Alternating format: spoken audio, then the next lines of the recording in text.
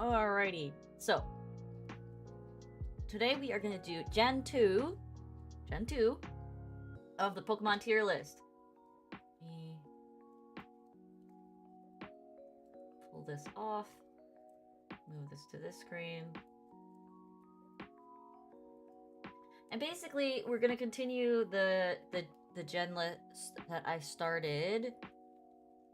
I started this one a couple weeks ago.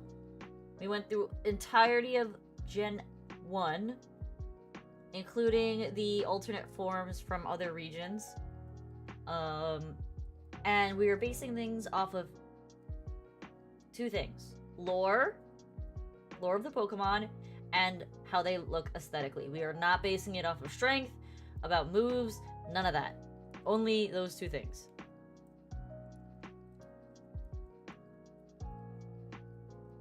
Alright, so, obviously, we're starting with number 1, Chikorita! Alright, so the description for Chikorita is: a soothing aroma wafts from the leaf, which can calm battling Pokemon. The leaf is also used to sense temperatures and humidity. Chikorita actively seeks out and enjoys the sun's warmth. As mentioned in Pokemon Sleep, Chikorita uses the leaf to search for the coziest place to sleep. Interesting. Alright. Chikorita is kind of derping looking, not gonna lie. Pretty classic, but I'm gonna put it in a C. Yeah, we're gonna put him there. He's alright. He's not the coolest Pokemon. Actually, you know what? He goes a little higher. Let's put him above Caterpie. Caterpie's kind of dumb. I don't like Caterpie all that much. Just a slight like. Alright, what am I talking about? Caterpie's cute as heck. Alright. Next. Bayleaf. Now, Bayleaf looks way better than Chikorita. Much more spiky, much more dinosaur-like. There's something about Chikorita's little feet that I don't particularly like. They look like they're walking on needles or something. Right, so Bayleaf. Bayleaf is a B. And probably...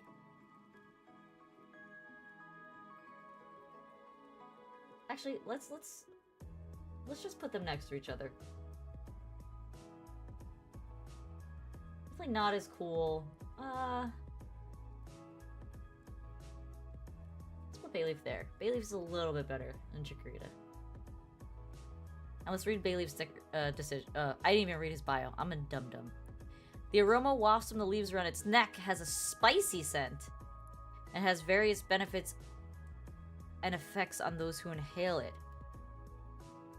Fragrance has a combination of energizing, stimulating, and healing effects. Interesting. Alright. So it goes from having a calming, sweet scent to a spicy scent. So does, like, Bayleaf instigate fights and Chikorita doesn't? Alright, Meganium. Meganium's cool. I like Meganium. There are 2 Meganiums, so we're gonna move one to the bottom over here.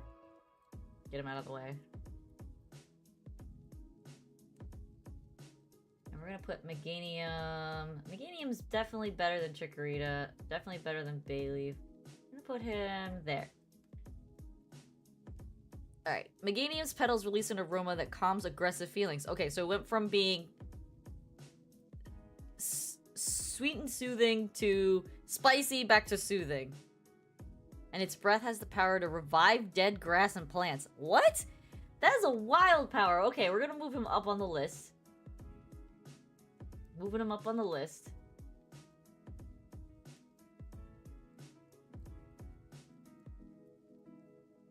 Its soothing regenerative powers can even affect those who stand nearby. Meganium tends to be very docile and is portrayed as a peacemaker. Huh. Okay. Well, that kind of gave him some, like, spice points. Move him up on the list.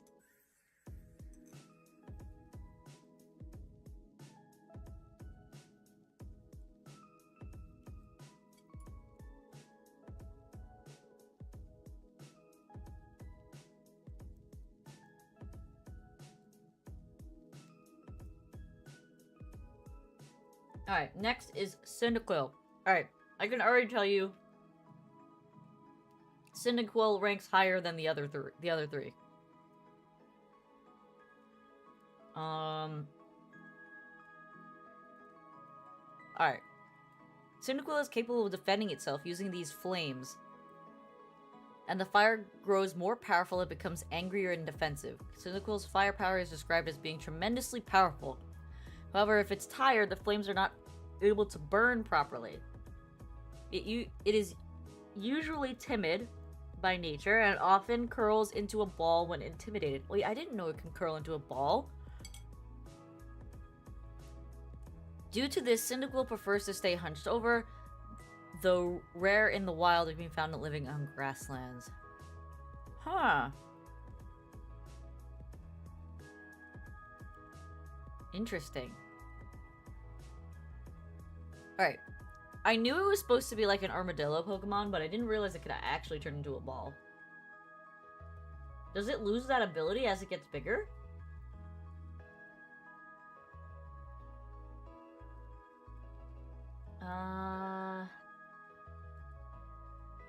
Where does Cyndaquil go? Cyndaquil goes there. He's a high B for me. And the reason is because he's cute little armadillo.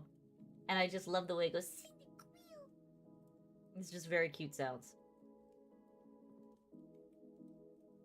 We are not taking into account, when we get to Typhlosion, the recent drama surrounding Typhlosion. Alright, Quilava. Wait, can Quilava also turn into a ball? Before a battle, Quilava turns its back... Again? Yeah, again. Why? What's up? Well, this is Gen 2. I only got to do Gen 1 before. And it took me like 5 hours. I thought, where did you end up going? Or where are you going?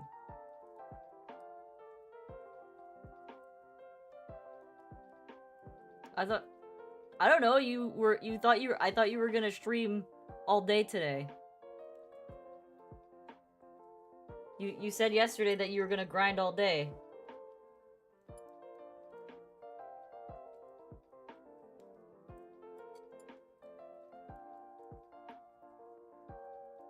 Oh, tell Matthew happy birthday.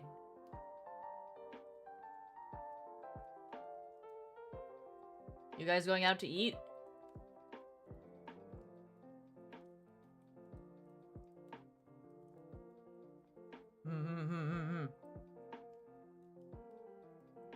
Oh. Well, what time are you gonna get home? You might get home at like 10 o'clock.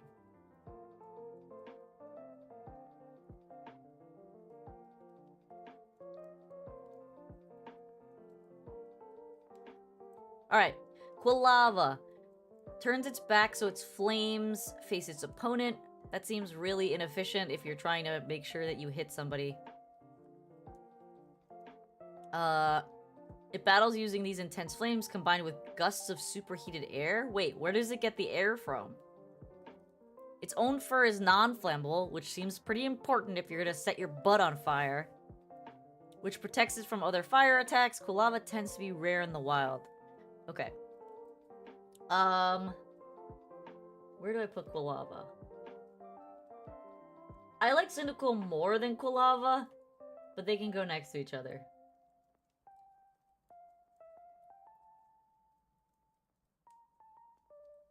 It didn't say if Quilava can turn into a ball, so it loses points for that. Cyndaquil can turn into a ball, so it gets top tier points. Alright, Typhlosion.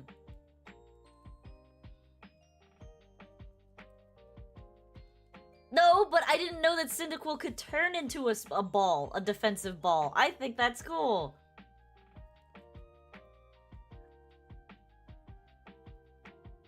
And Cyndaquil is just cuter. Alright, Typhlosion. Typhlosion is capable of making anything go up in flames when angered and creating explosions by rubbing its fur together? What? The heat it generates when ready for battle creates a shimmering haze that can be used to hide itself. So smog. Or smokescreen when...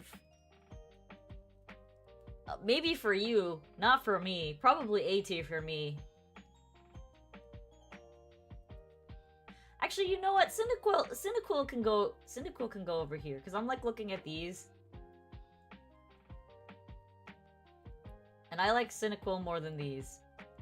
So Cyndaquil moves up. Quilava can stay in B tier.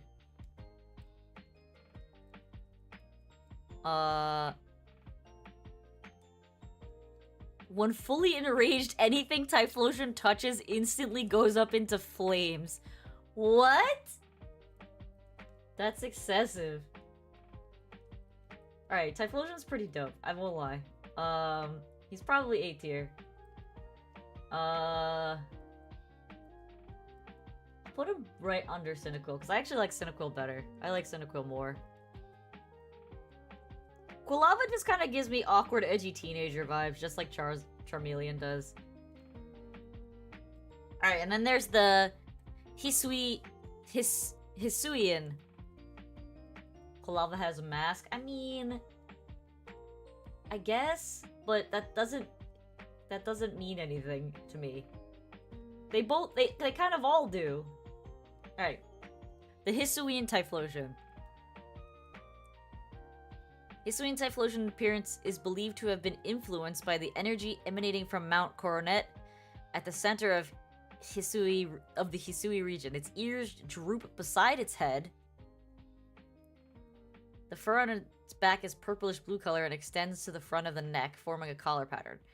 Has graceful and refined movements and gentler, more pacifistic nature compared to the Jotun Typhlosion. It can often be seen staring into space. It's assumed that Hisuian Typhlosion does this. It looks at the flow of life energy and searches for wayward spirits and lost souls to eat. Whoa! It is believed to purify souls with its flames as it eats them before it guides them back to the afterlife where they belong. Alright, that's really cool. I'm gonna put this actually above regular Typhlosion. Probably...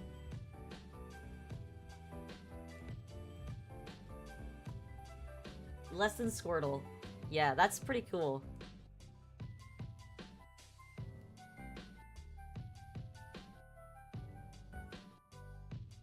I don't know, I kind of like the Ghost Fire Typhlosion better.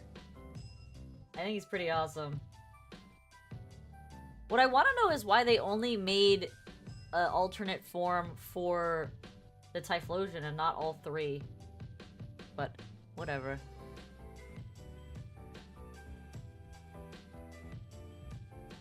Alright. Totodile, S tier. Totodile, S tier. Totodile, S tier. Totodile, S tier. Totodile is S tier and goes right there. Yeah, and that's what makes him S tier. You don't need to be smart to be S tier.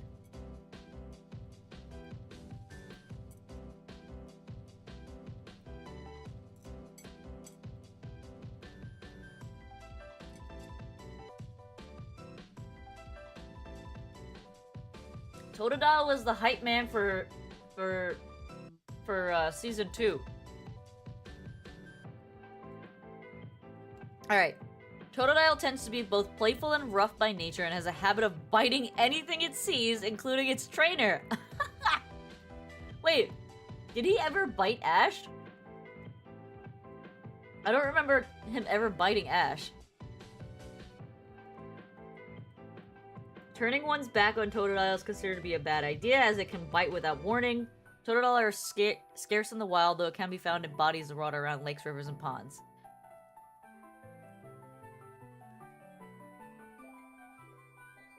Totodile is just like the cutest little compact crocodile. I love him. Alright, Croconaw is bad. I don't like Croconaw. I think Croconaw... I just don't like how it's just like fat little crocodile that's...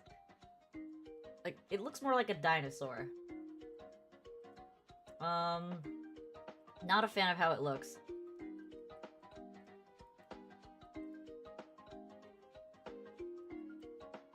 I like it more than Nidorino.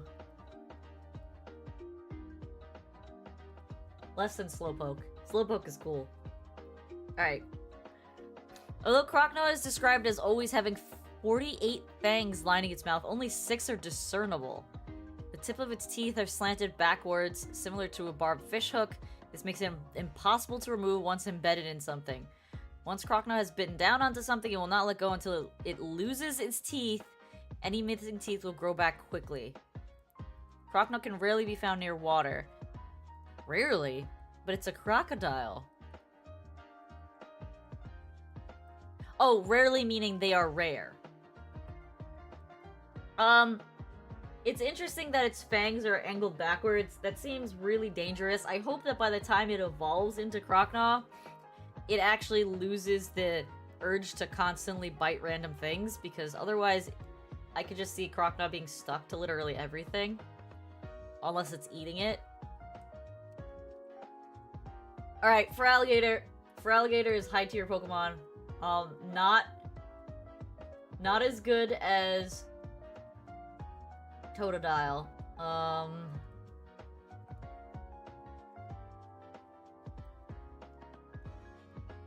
I liked Feraligatr a lot. I think he was one of my favorite, starters for a while. I think he was also one of my stronger Pokemon in general whenever I played the games.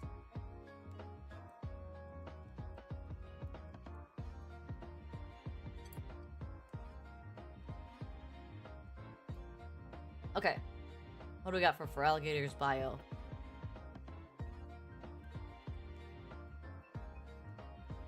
Feraligatr opens its powerful jaws to intimidate its foes and viciously shakes its head once it clamps down on foes' prey. Foes or prey. Because it has difficulty supporting its weight out of water, it has been known to move on all fours.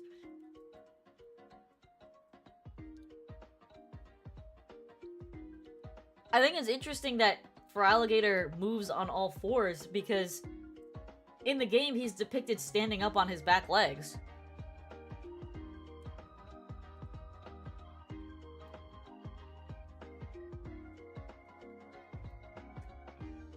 It is agile and fast due to its powerful hind legs. Yeah, it's definitely S tier for me. I like Feraligatr a lot. I think it looks crazy, and like he was one of my favorite Pokemon. I love his little armor patches. Alright. Sentret! Oh my god, Sentret's really cute. Sentret's a bee.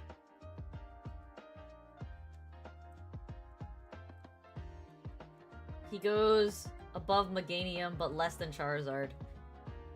Sentret has a cautious, timid nature, can often be found seen standing on its tail, scouting the surrounding. It will only sleep if there's another Sentret keeping watch. That's really cute! And will be too frightened to sleep if it's separated from its pack. When it senses danger, it warns others by screeching and thumping its tail on the ground. Oh my goodness. That's super cute. Sentrets are adorable. I wish they were stronger. They're just not strong.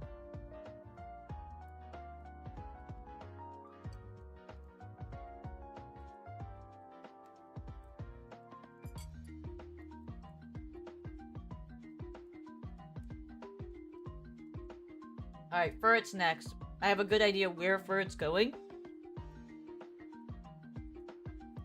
But let's read the bio.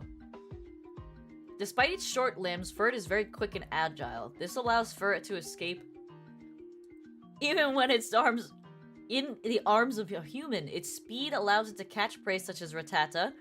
It tends to burrow under the ground of meadows and other temperate grasslands. Its narrow burrows are well suited for its slim body and very difficult for other Pokemon to enter. By the way, Furrets are freaking humongous. The anime doesn't give that Furrets does not depict Furrets correctly. So one thing to note is that the anime gets a lot of the Pokemon sizes incorrect. It scales them down to make them more believable. But if you read the Pokedex, Furret is 6 feet long. It is 5'11". It is humongous. It is longer than I am tall. I know. I know. When you read the heights of these Pokemon, you're just like, what? And the funnier part is that Furret is all fluff. He's only 72 pounds. Okay, what's left? The burrow also becomes more maze-like the deeper inside, which makes it even harder to find Furret's nest. A mother Furret curls itself around its offspring to help them sleep. That's really cute! Once the offspring are older, the mother Furret will take them outside to prepare them for independence. Mighty Yana is a natural predator of Furret. Yeah, they are cat snakes. And I agree. Furret is super cute, and it is an S tier, and it goes... there. Well, it goes above the Ponyta. But less than the Totodile. I also just, like, just watching the anime, and the few times you do see Furret in there, I just think they're the cutest thing. Furret! And then they just zip around the screen. Alright. Hoot hoot! Hoot hoot! Hoot Hoot begins crying at the same time every day and always tilts its head in the same rhythm. This ability is due to a special internal organ that senses the world's rotation, allowing it to keep track of time. It's literally a clock bird. I didn't know that. As a result, Hoot Hoot was once considered a divine messenger, sent to tell time. Some countries see Hoot Hoot as a deity of wisdom. Historically, people raised Hoot Hoot to serve as a clock. A practice still done by some trainers today. I mean, I understand that, but it never occurred to me that that was the bird's literal function. I just thought it was a quirky owl that only likes to stand on one foot. But in reality, it actually is a clock, not just looks like a clock. Alright, Hoot Hoot was gonna be, Hoot Hoot was gonna be a C tier, but because his lore is now super interesting, I think he actually jumps up on the list. I'm gonna put him above Bulbasaur, but less than Sandshrew. That's really cool. I really had no idea. Like, you'd think if you look at it, you'd notice that it is supposed to be a clock, but I just thought it was weird long eyebrows like you see on a lot of owls. But it's actually has a function as a clock. It's not just an ironic coincidence. That's very cool. Alright, Noctowl. Noctowl is a nocturnal Pokemon. It is called the Emperor of Dark Nights by some. It has exceptional eyes that concentrate on the faintest light and give night vision. Supple wings capable of silent flight and can twist its head at a 180-degree angle to increase its that seems like it was translated wrong. To increase its intellect? I don't think that's, like... That doesn't make any sense. Its superior sense and intellect allow it to catch prey without fail in the darkness. It can also turn its head upside down, which signals it is troubled by something. What? If it's disturbed in this state, it will peck the offender. Noctowl is kind of just an owl, but he was one of my favorite Pokemon back in the day, back in Gen 2. I would just stick him right next to Hoot Hoot. I would stick him right... I wonder, does he, like, maintain his clock abilities when he evolves, or does he just lose the clock abilities?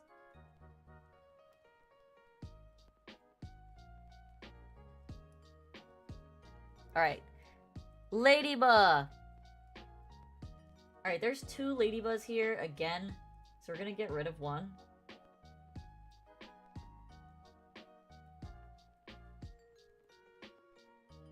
This is literally... I just noticed what this song is. This is the freaking Toothless Dragon song, but in lo-fi.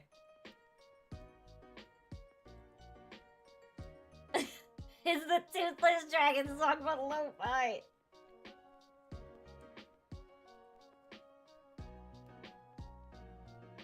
Oh my god.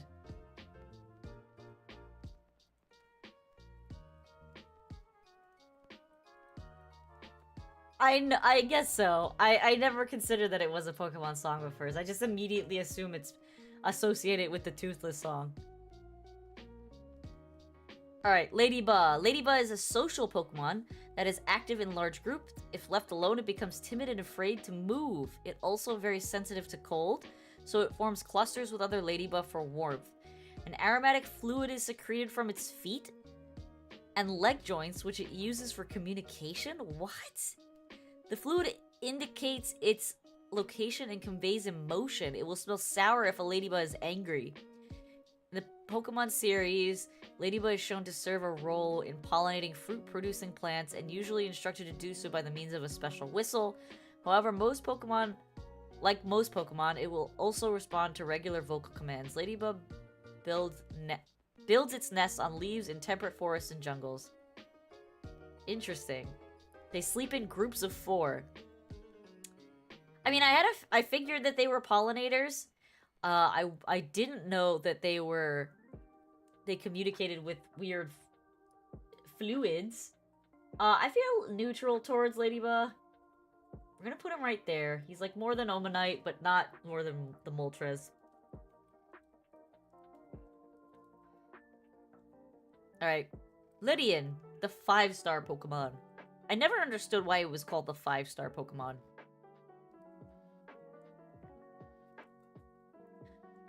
Lydian sleeps wrapped in leaves or grass in temperate and tropical forests during the day. At night, it flutters around scattering a glowing powder that is thought to bring good luck. Interesting. It is believed to use starlight as its...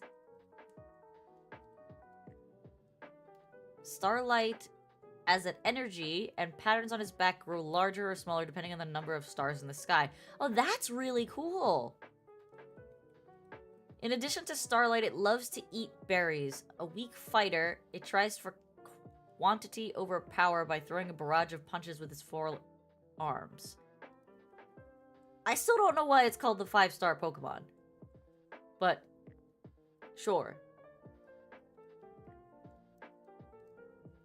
I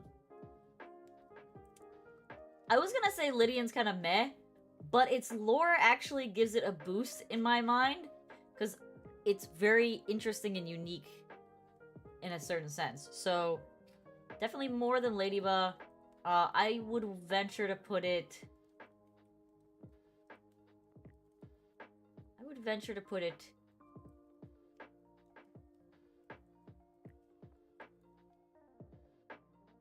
here, under B.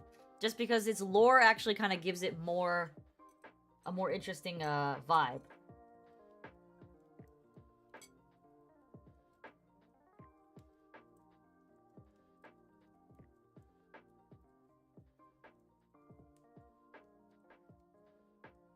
Alright, Spinarak.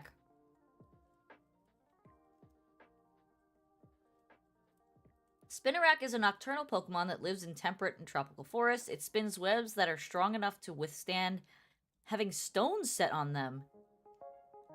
We didn't get to Ariados yet. Slow down.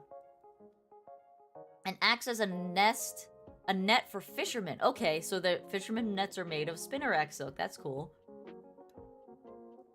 A patient hunter can wait for days for prey to become ensnared in its web. It senses what kind of prey has been caught by the vibrations in the web. Its preferred prey is cutie fly. Once its prey is captured, a motionless Spinarak will wait until darkness falls. Its poison is not very strong, but it's potent enough to weaken caught prey. Silk produced by Spinarak can be used for facial treatments as well as patching up skin wounds. Interesting. Huh. Alright. I'm mad that there's no explanation about the Spinarak faces, because the Spinarak faces are honestly part of what makes Spinarak so funny. That each of them can have different faces on their back is just really funny. I like Spinarak. Just because he has little faces on his back. Alright, Ariados. Ariados is a cool Pokemon. Ariados makes its nest in the depths of temperate and tropical forests and leaves after dark to hunt prey. Ariados never rests in a specific place while hunting. While Ariados wanders in search of prey, it spins a single thread from its rear that leads back to its nest. Oh, that's cool! It makes a tether back to its nest. That's interesting.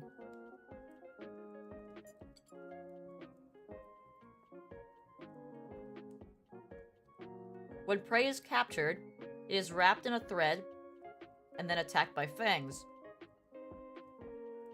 Ariados then drinks the victim's body fluid at leisure, so it just turns you into a giant sippy cup.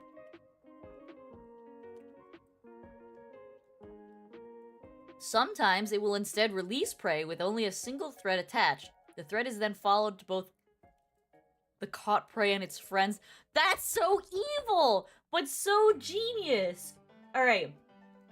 Ariados gets lore boost from me. The lore boost is insane on Ariados.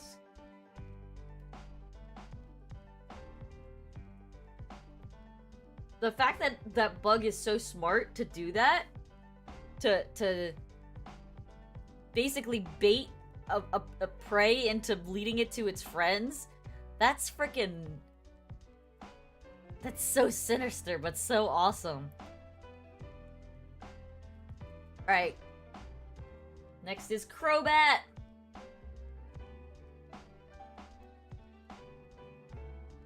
What we got here?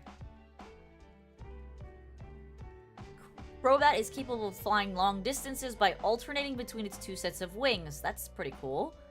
The extra set of wings has also improved its flight speed without sacrificing its ability to fly silently. It can also travel through cramped caves without ever slowing. The combination of silent flight and sharp fangs allows it to bite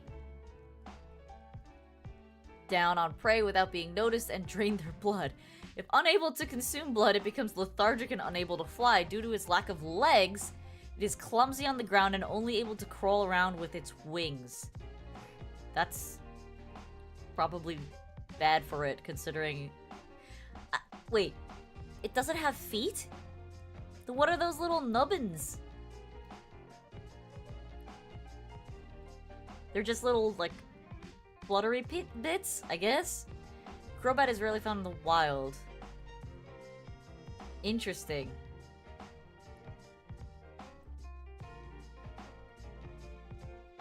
I mean, aesthetically, I love Crobat. I think it's a really cool Pokemon. I'd venture to put him in A category.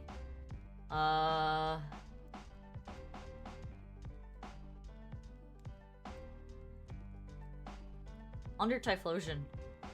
Crobat, I think Crobat's really cool. I think it's really funny how I go from absolutely hating Zubats and Golbats, like, I hate them so much. They are annoying. They are both... Golbat in particular is extremely ugly. I think I put him all the way in the bottom, didn't I? He's an E tier. And where do I put Zubat? Zubat's in D tier. I don't like Zubats. Mostly because in the games, you can't walk 5 feet without running into a Zubat when you're in a cave, and they piss me off. But Crobat is a really cool Pokemon.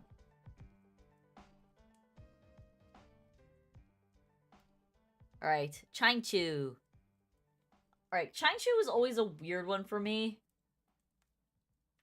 Inside Chinchu's antenna are electricity generating cells that create so much electrical power that they even make Chinchu tingle slightly. Interesting. The orbs on its antenna can glow and light up from the electric current, which Chinchu uses to lure prey. It also flashes its light to communicate with others of its kind and claim territory. By discharging positive and negative electricity from the antenna, it can both defend itself and stun prey.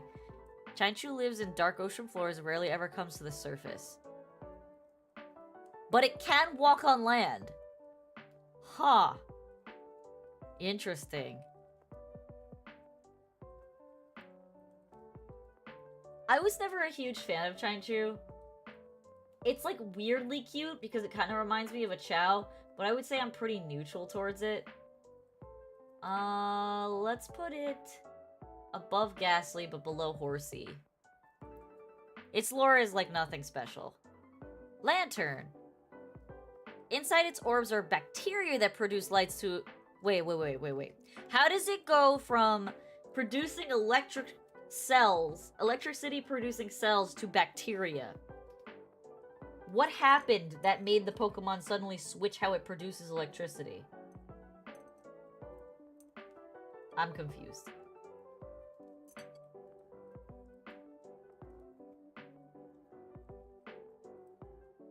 Okay, let's read through it. Inside its orbs are bacteria that produce light by absorbing Lantern's bodily fluids. What? It lures prey using the glow, then blinds them by using an intense flash before it swallows them whole. The flash it creates is visible on the surface from a depth of over 3 miles. This has earned it the nickname the Deep Sea Star. Lantern competes with Luminion when catching its prey Starmie. They eat Starmie? Frillish and Sharpedo are natural predators of Lantern. Whoa. Starmies are freaking humongous, aren't they?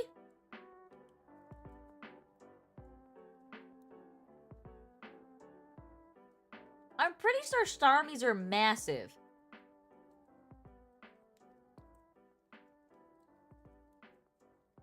So this thing is 4 feet in length, but it apparently eats Starmies in one big gulp. Starmies are about 3 feet tall. I don't understand how that makes sense. Oh, Pokedex. Not a huge fan of Luminion.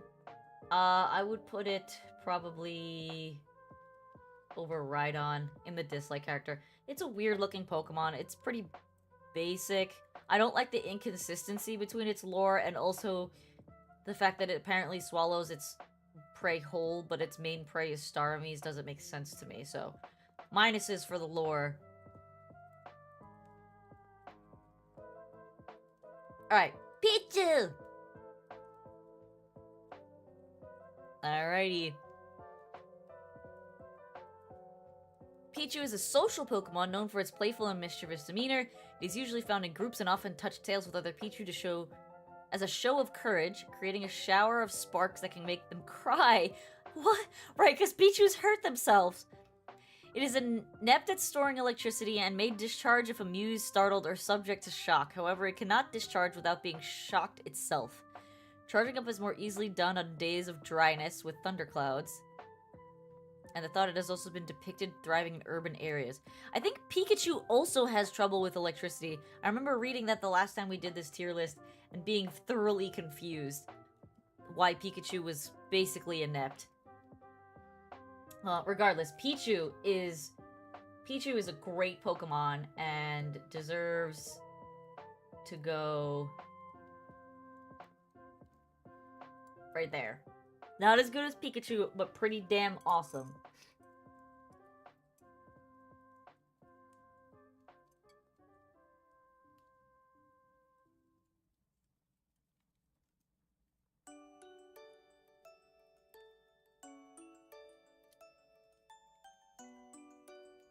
Alright, Cleffa is next. I don't know what to say here, other than I like Cleffa. I also like Clefairy. Cleffa lives in mountainous regions, typically found at meteor impact sites. Sightings of Cleffa become more likely during nights illuminated by shooting stars where they dance the night away. This dance is said to bring good fortune to any who witness it. They quench their thirst the next morning by drinking dew. It's fascinated by anything resembling a star or meteors, such as Minior. I can never pronounce that one's name. Because of this, as well as its own star-shaped silhouette, Cleffa is commonly believed to have arrived on a shooting star.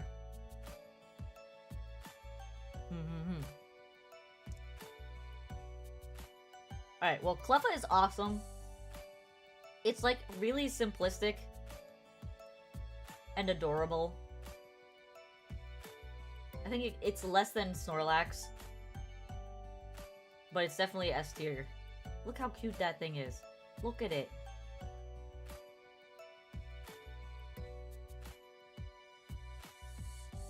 Igglybuff! Although it has singing abilities, Igglybuff is not able to sing for long periods due to its underdeveloped vocal cords. It often gets a sore throat from singing too frequently. That's really cute.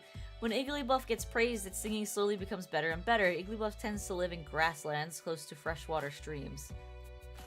It uses water from the streams to gargle in its sore throat. Oh my god. That's super cute. Alright, Igglybuff is not an S tier, but it's definitely, I put it there. It's cute, and I love it.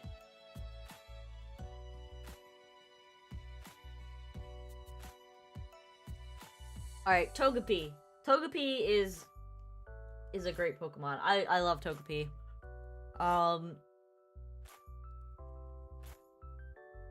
Alright, Togepi can retract into its shell, which it usually does to sleep, and as mentioned in Pokemon Sleep, Togepi is known to roll around in its shell while sleeping. It is able to siphon positive energy of others, storing that happiness in its shell and then releasing it to those who need it. That's cute! Togepi is able to release poison from the spikes on its head, which it uses to chase away enemies. It has a very joyful nature. As a result, it is said to share its joy with those who take care of it. Because of its disposition, Togepi can be seen as a sign of good luck, especially if a trainer is capable of getting a sleeping Togepi to stand. Togepi's innocent smile is said to calm the soul. Togepi can act very malicious at times, causing havoc and bad luck to its enemies. Togepi can fly or levitate despite lacking wings. Togepi are born within the Togepi paradise and appear to humans to spread kindness. Interesting. Togepi's lore is really interesting, and the fact that it's a joy Pokemon, a joy-bringing Pokemon, is kind of cool. I would put it probably there. It's a great Pokemon. Alright, Togetic. Togetic, I don't like how Togetic looks. I think Togetic is probably one of the most poorly designed Pokemon in the game. It just, like, it's this lumpy mass. There were way different ways that you could have made that Pokemon cool. And that's what they chose to do. A long, awkward-necked, stretchy amalgamation that absorbed the eggs into its the egg pattern into its body. It's really weird. Togetic can sense the kindness in other people and in Pokemon's hearts. Whenever it spots a pure-hearted person, it tends to go to that person and shower them with happiness and glowing down called joy dust. To share its happiness, it is said to fly around the world seeking these people. If it is not with the kind people, however, it becomes dispirited and loses energy. Togetic is rarely in the wild. It is believed that a mysterious power is keeping Togetic in the air. Huh. Okay. I don't like Togetic at all. Like I said, I think it's a very poorly designed Pokemon. I dislike it more than Electabuzz. I think Mr. Mime's better than it.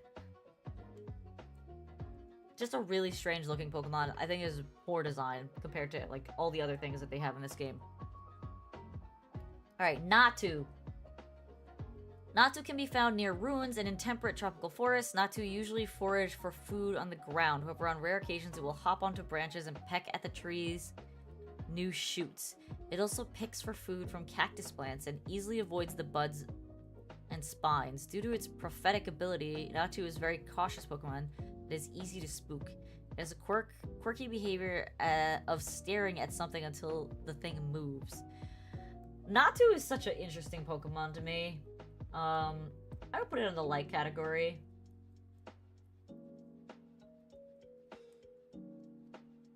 Where does it go?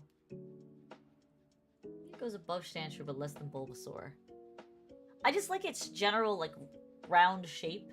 I realize that they use round shapes for birds quite a lot, especially in, like, the beginner forms.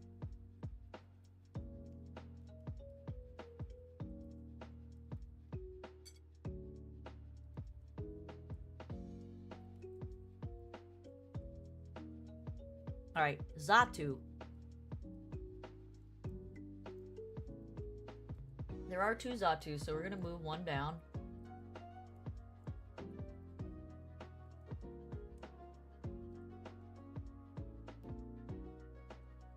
Xatu tends to stand still all day, constantly observing the sun's movement.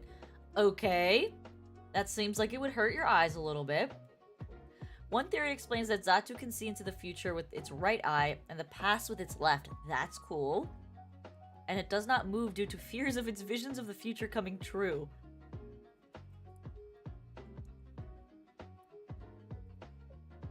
Xatu can communicate by moving its wing in a semaphore fashion. Huh, what does semaphore mean? Oh, like flagging. Okay, like crew when you're on a ship. Interesting. That's kind of cool. I like how Xatu looks. I think he's kind of cool. I would put him higher up on the like list. Probably right under Quilava. Alright, Mareep. Mareep immediately is an awesome Pokemon. It's a really, really cute take on a sheep.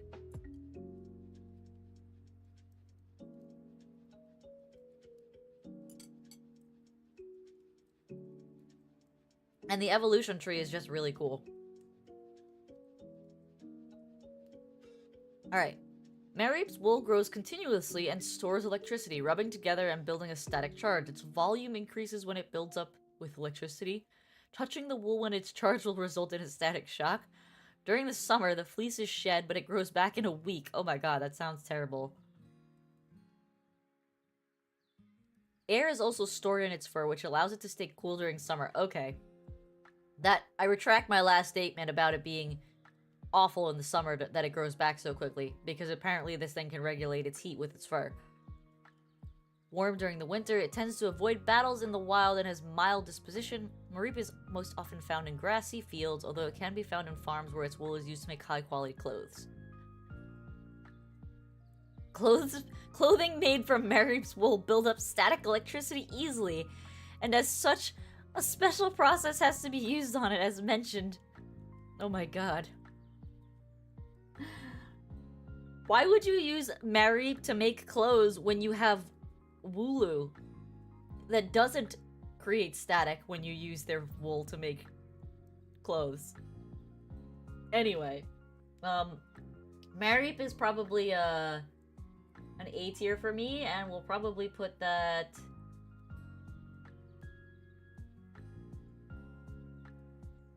there. I just like aesthetically how Mareep looks.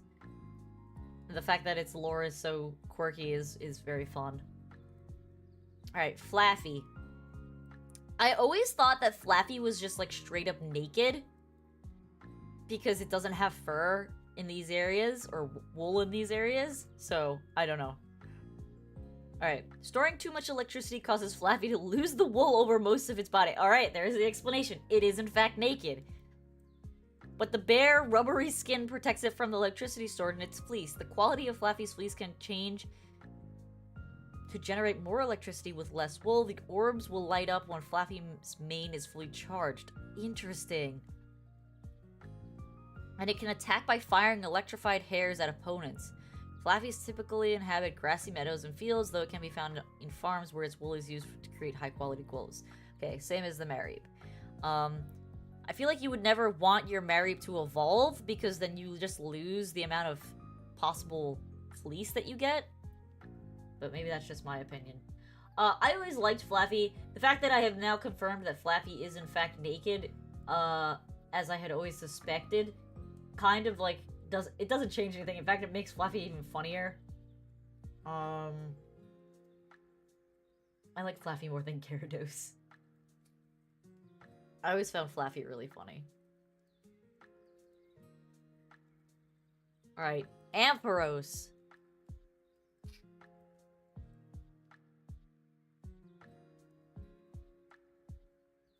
Let's see, what do we got here? Huh, there's like no bio for Ampharos.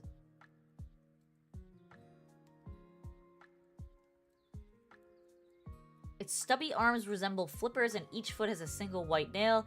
It has long black striped tail with red orb at the tip. The orb on its tail can shine so bright that it can be seen from space. What? People have used the light as a beacon or to send signals across the ocean. Yes, Ampharos is a lighthouse Pokemon. Ampharos is generally found in grasslands, though it can also be found in farms alongside pre-evolved forms of Marip and Flaffy. The tail light of the sleeping Ampharos can sometimes be seen at the distance at night.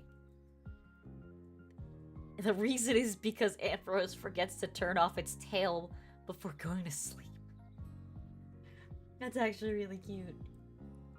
Alright, Ampharos is kind of cool. I do prefer the fluffy ones, but he is on my love list. I do find him a really interesting Pokemon, and I did have one when I played the second game because I thought he was really awesome.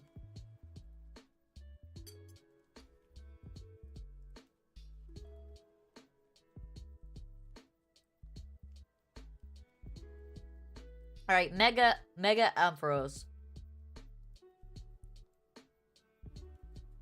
Mega Ampharos is kind of a miss for me. It just gets hair. It goes from being naked to having hair. And I think it's a little weird. So I'm kind of like neutral on it. We put him right in the middle. He's alright.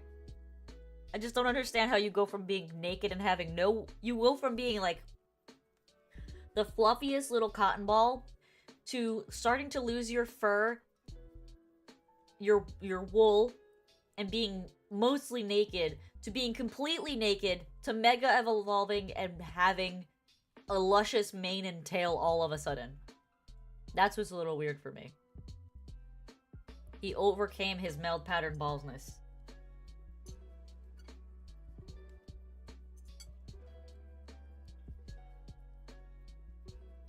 Alright, Blossom. Blossom is often seen dancing and chanting. In particular, Blossom dances when cloudy weather persists, or when a heavy rainfall season ends and it's drawn out by the warm sunlight. That's it? That's a really short bio. I love Blossoms. I think they're really cute. I kind of think it's funny that Blossom is so tiny. Because, if I remember correctly, Gloom is pretty big. Gloom is 2 feet tall. So, when you evolve using, I believe you use a Sunstone to evolve it. When you evolve Gloom with a Sunstone, it gets tiny again. Because Blossoms are small. They're only about a foot tall. They're really tiny. So, it just kind of compacts all of that mass down into a little flower dancer. I really like Blossom. I'm gonna put that in my love category. Where does it go? Where does it go? Probably right under Ampharos. I love the aesthetic of Blossom. I like that it's lore. Like, it dances for a reason. It's not just a hula dancer just because. I kind of think that's cool.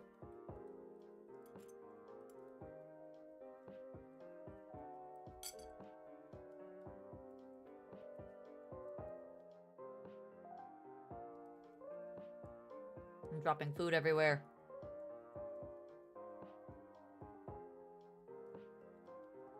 Alright, Meryl. So, I've liked Meryl ever since they first introduced Meryl in the Pokemon movie. What was it, Pokemon 2000? Meryl is super cute.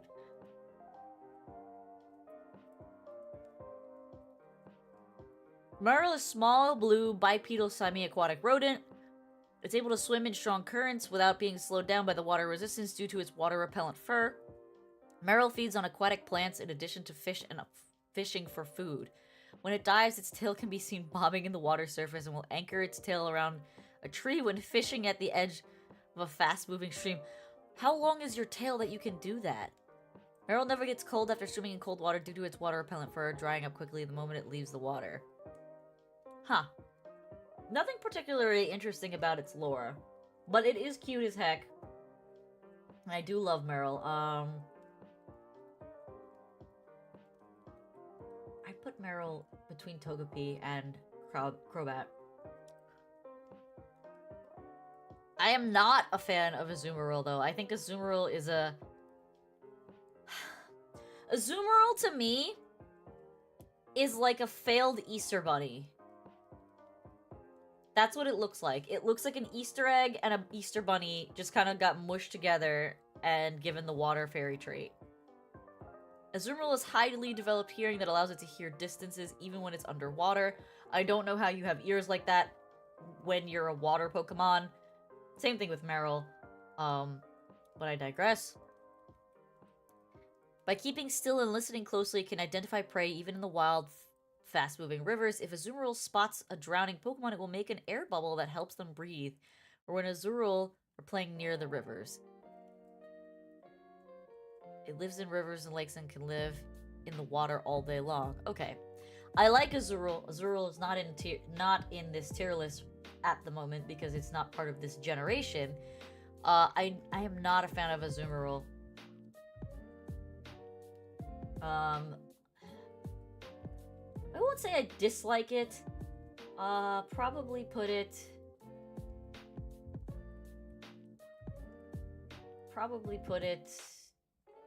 there. It's just not the most appealing Pokemon to me. Sudowoodo!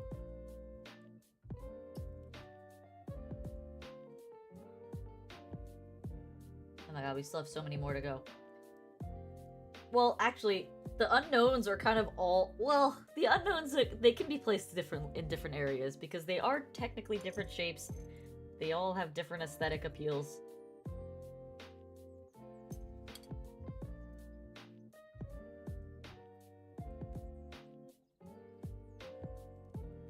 Okay. Sudowoodo. Sudowoodo disguises itself as a tree and stands along paths to avoid being attacked. Sudowoodo's camouflage fails in the winter as its forelegs remain green unlike real trees. That's really funny. I never thought of that. Sudowoodo is very weak to water and hates it, so whenever it starts to rain, it will break their disguise and flee to the nearest source of shelter. Because it holds its position for so long, its arms have become supple yet strong.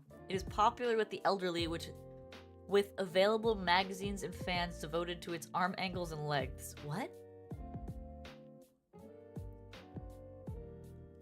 Sudowoodo can be found living in forests, sometimes sharing a habitat with Trevenant. Huh.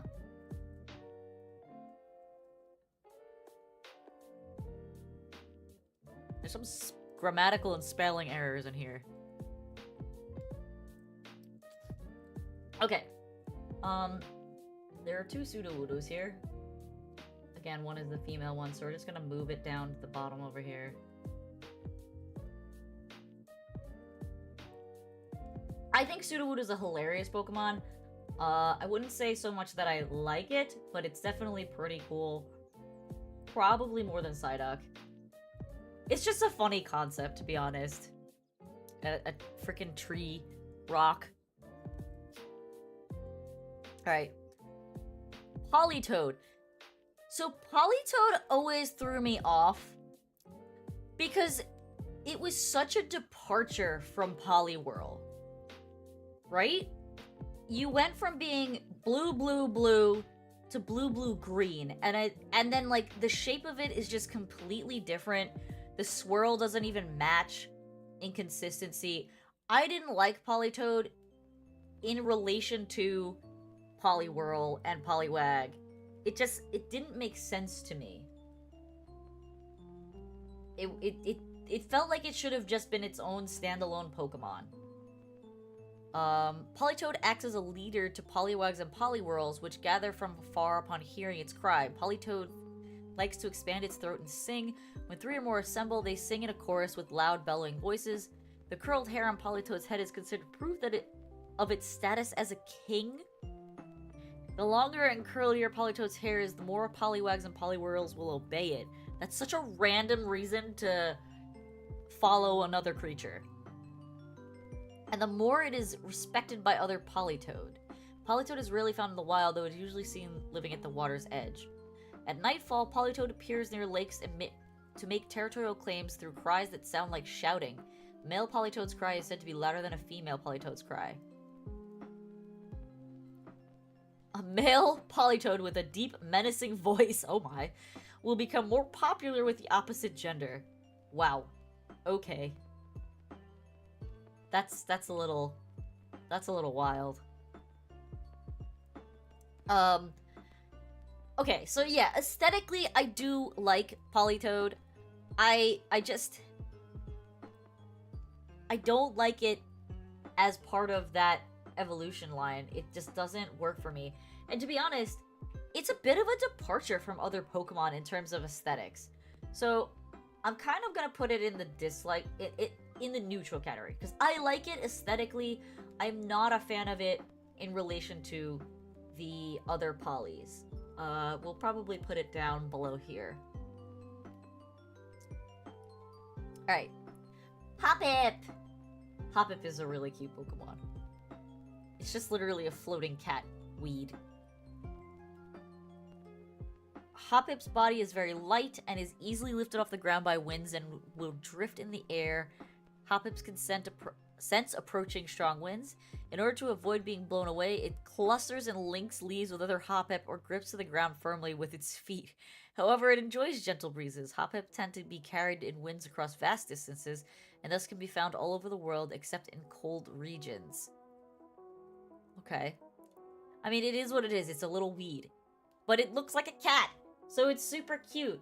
I wouldn't say it's like a favorite Pokemon of mine, but it's definitely in the like category. I would put it below Ariados. I love the aesthetic of it. It's just so derpy. Alright, Skiploom. I do not like how Skiploom looks. It looks like a weird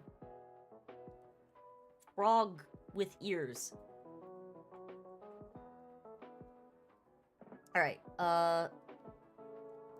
Skiploom spreads its petals to absorb as much sunlight as possible. The bloom on top of its head opens and closes as the temperatures fluctuate, and its flower blossoms when the temperature rises above 64 degrees Fahrenheit. Because of this, it is sometimes used as a thermometer. That's kind of funny. It floats in the air and tries to get closer to the sun, but closes its flower and immediately hides under the shade of a tree when it rains. If the weather gets too cold, Skiploom will fly away and migrate to warmer regions so that it can photosynthesize. Some people claim to be able to determine a Skiploom's birth location by the scent coming off its flowers. That's interesting.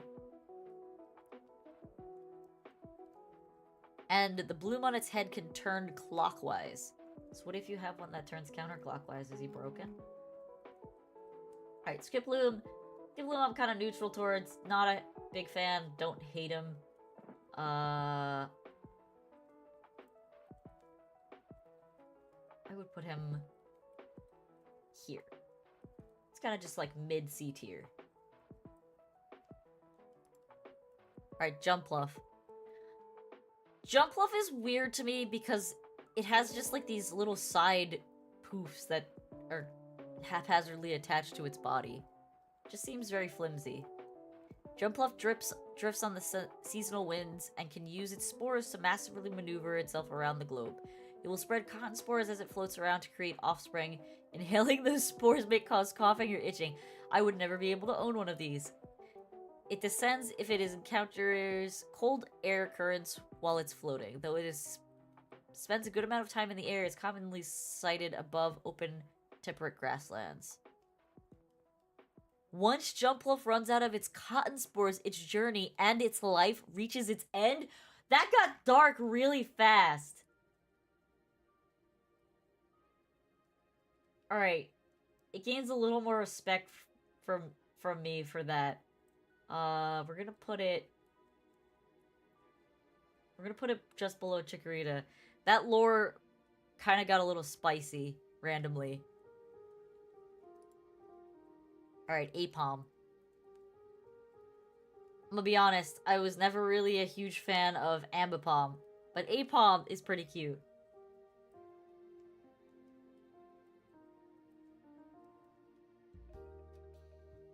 Just move the extra one out of the way. Alright, we have Apom. Let's read his lore. Apom uses its powerful tail freely and cleverly for many purposes. The tail is strong enough to anchor Apom to a branch and suspend the rest of its body in the air, but also delicate enough to pick fruits and manipulate objects. Apom has been known to wrap its tail around tree branches as it sleeps so it does not fall. That's actually really smart. Since Apom uses its tail so much, its actual arms are not as dexterous and become clumsy over time. Apom lives high in the treetops of tropical, temperate, and even boreal forests. That's so funny. In Alola, Bonsweet is its favorite food. It eats Bonsweets, which makes sense because they look like little candies. Alright, Apom is pretty cool.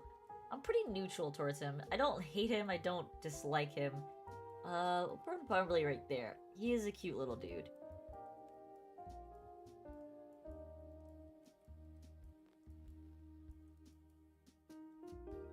Alright, Sunkern. Sunkern is known to be very weak. Aware of its weakness, it only feeds until it evolves.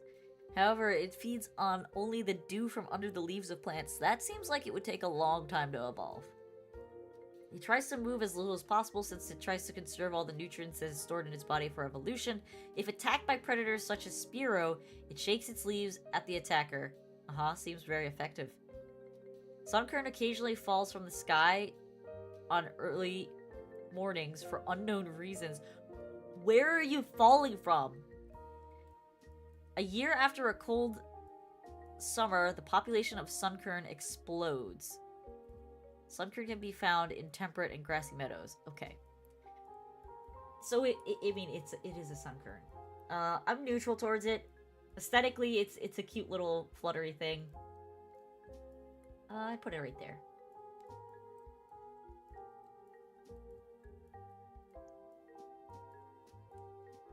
Alright. Sunflora. Sunflora converts sunlight into nutrition. Because of it tends to pursue sunlight and is always looking in the direction of the sun. While the sun is up, it moves around in a hectic manner. When the sun sets, it comes to a complete stop and closes its petals.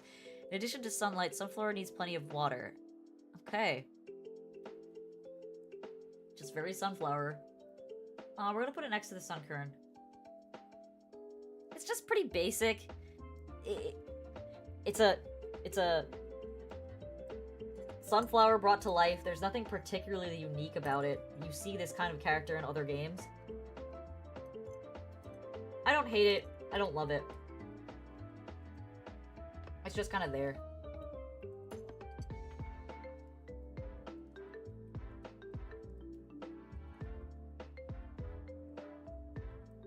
Alright, Yanma.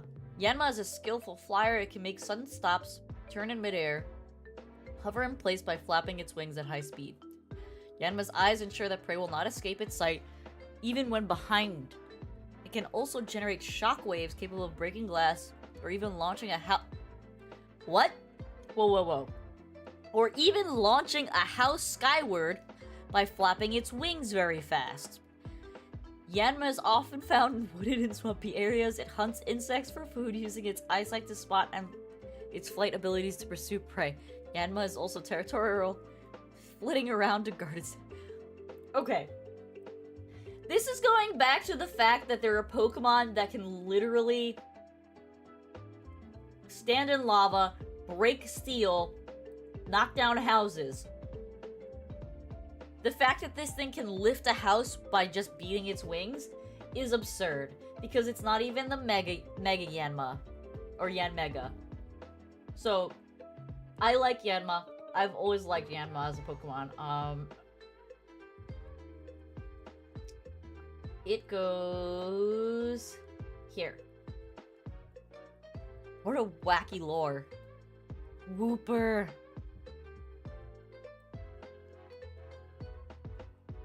Alright, let's get rid of the extra Wooper.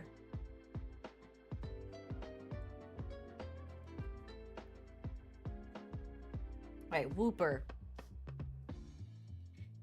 It is implied in the Pokemon Journey series that Wooper is a dull-witted Pokemon, oblivious to its surroundings. Wooper lives in cold water most of the time. When sleeping, it partially buries itself in the mud at the bottom. It will occasionally leave the water when the area cools in the evening in search of food along the shore. While walking on land, it coats its body with a slimy, toxic film that keeps its skin from dehydrating and insulates against the cold. The film causes a shooting pain if touched by bare hands. It is a timid Pokemon and tends to stay close to Quagsire. Arbok is a natural predator of Wooper. As shown in Pokemon Sleep, Wooper tends to bury half its body in mud at the bottom of water when sleeping. Alright. Wooper is just a derpy Pokemon. It's an axolotl. I actually think they're both equivalent. I like the one with the bones. I think it's kind of funny. Alright, its other form. Wooper in Paldea region has a brown coloration with 2 pairs of bone-shaped gills branching from its head, as well as an 8-prong pattern on its stomach. Oh yeah, the stomach pattern changed. Palladian Wooper employs 2 adaptations to allow it to survive on land. Its gills have hardened, and it coats its body with a poisonous film that keeps it from drying out. However, these adaptations result in Paldean Wooper having heavy bodies and being only able to move really slowly. To defend itself, Paldean Woopers can use its gill to unleash a powerful poison liquid. Paldean Woopers travel and work together in groups of 3 or 4 and enlist the help of their evolutionary relative, Clodsire, to ferry them across water. I didn't know that Clodsire evolves from Wooper. That's actually really funny. I haven't played that game, so that is actually very funny. Quagsire is an amazing Pokemon. I love the way Quagsire looks. We're gonna get rid of the extra one because they gave the 2 genders.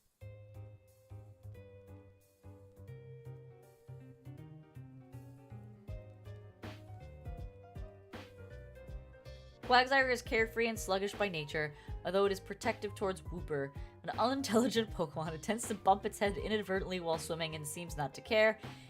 It hunts for food by leaving its mouth wide open in water and waits for unaware prey to blunder in.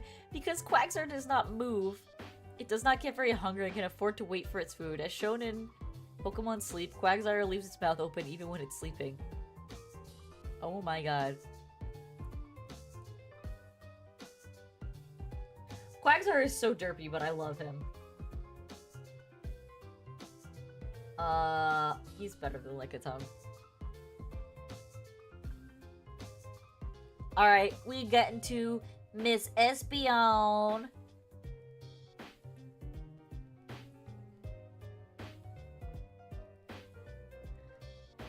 Okay.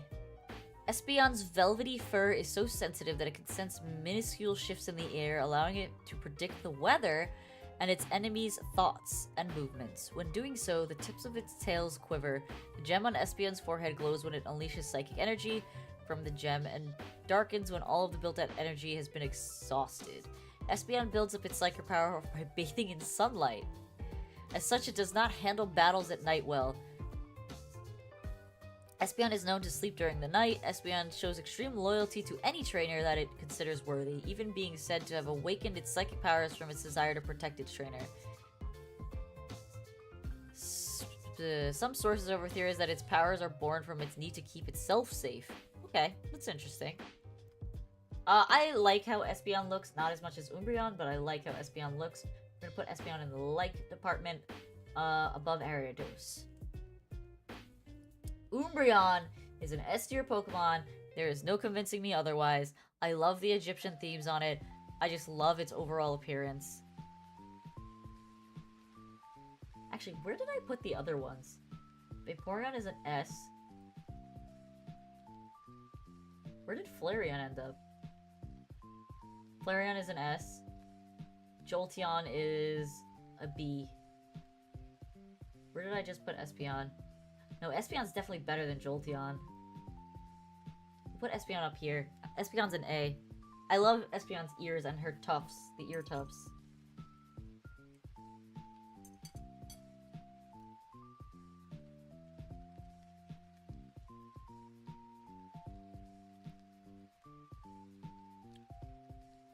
I keep calling it a she, but they're mostly men. So, there's that. Umbreon. Umbreon's evolution is the result of an Eevee being exposed to moonlight, which alters its genetic structure. Umbreon's yellow rings glow when it is excited, such as when it leaps to attack, or when exposed to the moon's aura, which fills it with a mysterious energy. Umbreon hunts at night, and as such has a well-developed eyes that can spot prey even in the darkness. Its black fur helps it blend into the night while waiting for the right moment to pounce. When it does, its rings emit a dim yet ominous glow, and it lunges for its prey's throat before eating it. Oh my. Whenever angered or agitated, Umbreon sprays poisonous sweat secreted from its pores at the offender's eyes. I'm pretty sure Umbreon is not a poison type.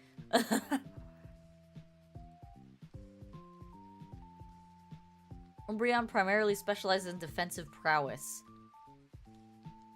Yeah, Umbreon is just an awesome Pokemon. Definitely better than Vaporeon. I would wager I'd put it above Flareon. Above Scyther, above Blastoise, above Gengar, above. Above Pichu, below Furret. Yeah, Umbreon is a sick Pokemon. Murkrow! There are 2 Murkrows. We're gonna get rid of 1 Murkrow.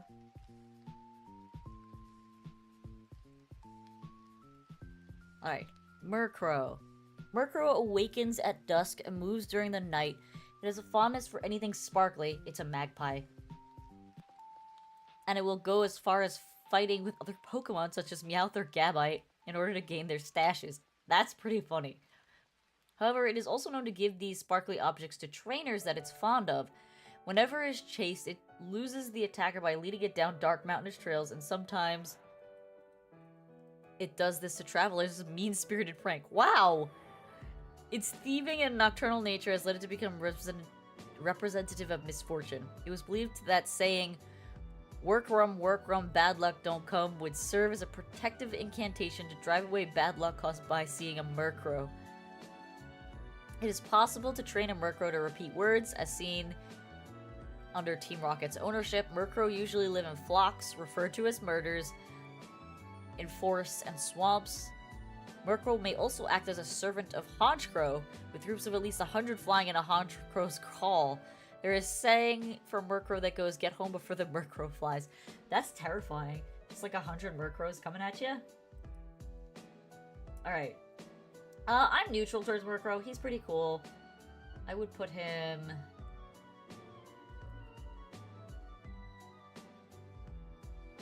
right there. He's a cool aesthetic design. I like the poofy tail, and I like that his feathers on his head look like a hat. Pretty neutral other than that. Alright. Slowking!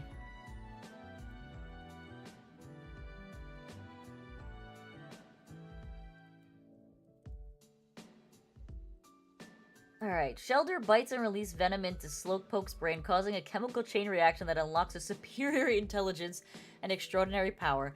More venom is injected into Slowking every time it yawns. Oh my god. The more venom in the Shellder... The more venom the Shellder releases, the more intelligent Slowking will become. However, if the Shellder on its head comes off, it will forget everything it has learned and would revert itself back to Slowpoke. It can de-evolve? As seen in Slowking's crowning, Slowking's Shellder crown can take control of a human who wears the crown. Terrifying? Slowking's intelligence can match that of a human, and it can constantly attempt to learn more. Its inspiration and intuition are also highly developed, and Slowking is able to stay calm in any situation and plans and plan situations with effective results. This allows Slowking to solve anything. In the game, Slowking's speech is said to be unintelligible. However, it can understand and speak the human language. Alright. It has been seen eating seaweed and drinking coconut milk. In Alola, it is known as the Sage of the Sea, and occasionally matches with Oranguru at the beach. Huh. Interesting. I like Slowking. I think Slowking's got a very interesting look. I would put him there. He's not like my favorite, but he's the concept is interesting. All right. The Galarian Slowking. In Galar, sheltered bites causes a different chemical reaction in the brain due to the Galarika spice that makes up the Galarian Slowpoke's diet, causing Galarian Slowking to take a unique appearance. The tip of its tail and the top half of its body are purple and has a long dark cloak that drapes from its neck. Alright? The shelter has grown more dominant, appearing completely different with a rougher texture. A dark gray coloration and a larger size covering Slowking's eyes and nostrils. It has several purple spots dotting it with a large one at the center that surrounds a green gem and 2 black eyes. Interesting. The spikes on the shelter are more blunt and has 2 purple horn-like tubes on either side from which poison can be secreted. Ugh. The shelter's teeth have also grown in size and are broad and flat inside of a sharp. The same holds true for its wearer. Interesting. As Galarian Slowking evolves, the shelter on its head has its intelligence skyrocket. So instead of the Slowpoke becoming smarter, the shelter becomes smarter.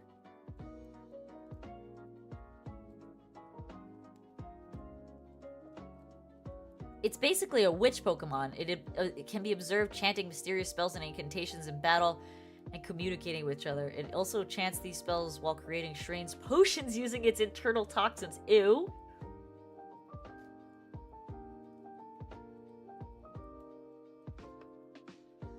What the heck? That's creepy. I think conceptually it's cool. I think it looks kind of dumb. We're gonna put it next to the other Slowpokes.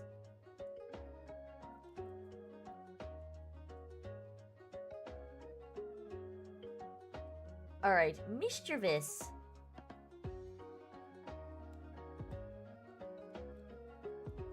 Mischievous lives in caves. As a nocturnal Pokemon, it spends its day sleeping in darkness and its nights startling people with mischievous tricks. Since it loves watching frightened people, it is known to yank and bite at people's hair or sneak up on them and cry and shriek in a way a child would. In the animated series, Mischievous is shown to be able to use its hair to grasp objects and other Pokemon, as if it were hands. Fluttermane shares a resemblance to Mischievous. Yeah, that's the ancient Pokemon. Alright, Mischievous is kind of cool. I would put it probably at the head of the sea neutrals. Not super, attached to it. Alright, Unknown.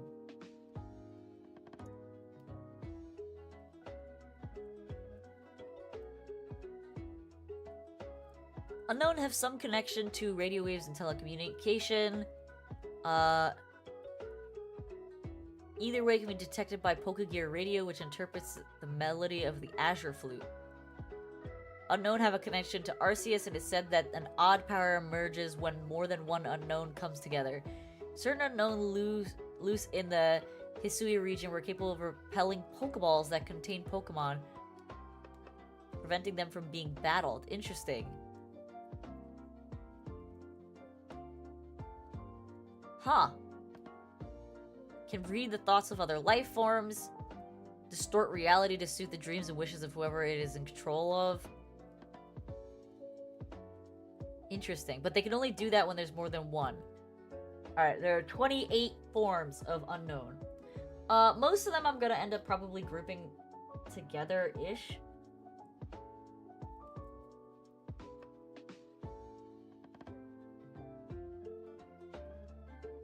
The unknowns I'm kind of neutral towards. We're just gonna put them at the end of neutral, to be honest.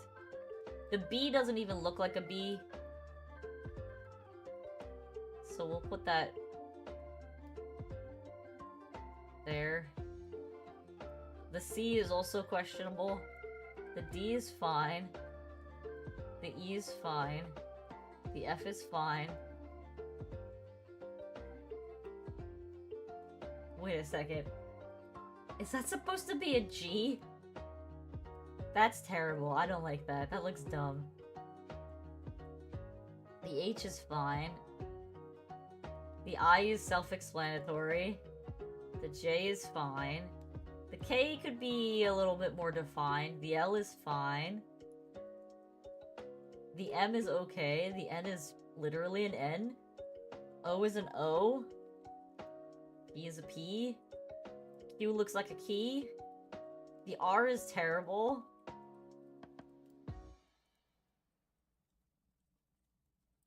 S is cool. T is alright. The U is just like, but why? This doesn't even look like a V. What am I thinking? W is fine. X is fine. Y is fine. The Z is fine. The exclamation point is funny, and so is the question mark. Alright, Wobbuffet. We're gonna take the female Wobbuffet this time.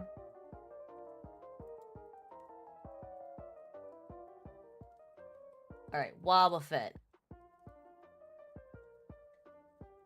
Wobbuffet is usually a docile Pokemon that will never attack first. However, when it is attacked, it will inflate its body and initiate a counter-strike. When two or more of these Pokemon meet, they will attempt to outlast each other in battle of endurance. However, since neither is able to attack, they may compete to see which can last without food. They're so stupid! Because its overprotective nature regarding its tail and hatred of light, Wobbuffet lives in dark caves. I didn't know that. That's a weird trait. Alright. Wobbuffet is pretty funny. I like Wobbuffet a lot. Oh, if I can go there. Giraffaric. I just don't understand what it is with these creatures that have tails that have some form of sentience or face.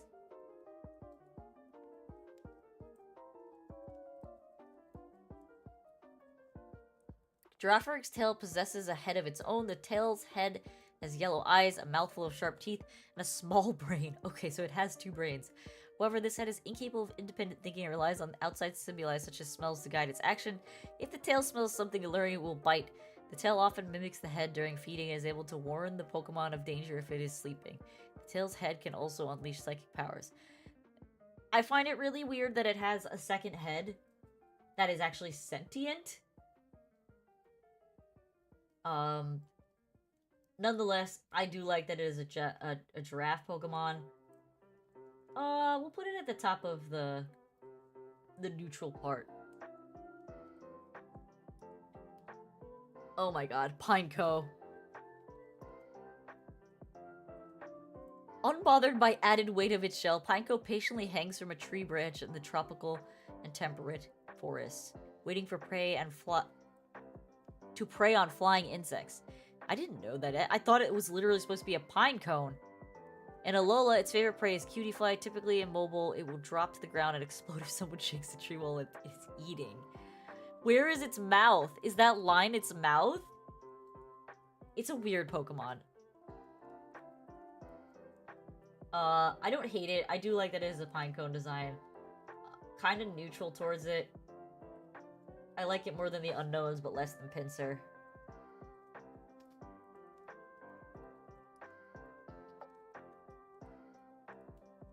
Fortress can defend itself from enemies by shooting out pieces of its outer shell. What? As a conditioned reflex rather than a conscious effort, it opens its shell to capture prey, but this happens so quickly that its interior body cannot be seen. So, has anybody ever actually seen the inside of a pineco or a fortress? It lives in tropical and temperate forests, attaching itself immovably to the tree trunks. As shown in Pokemon Scarlet Violet, Fortress is capable of levitation. It's just like a freaking giant turret Pokemon. I like it.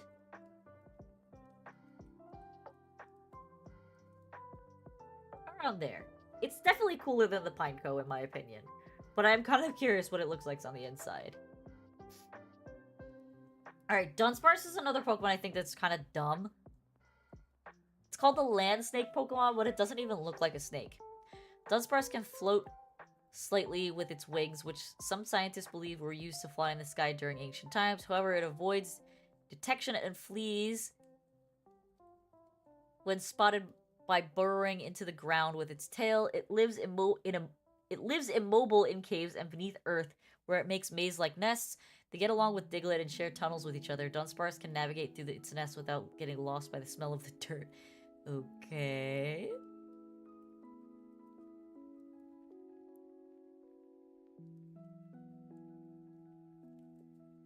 I didn't even know that Dunsparce had evolutions, so either way, not a fan of this Pokemon. It's kind of super derpy. We're gonna put it there. Definitely like it more than Rattata and Pidgey, but it's kind of a weird Pokemon. Not a huge fan overall. Gligar! Gligar is awesome. I don't need to see 2 Gligars, so let's move 1 Gligar away.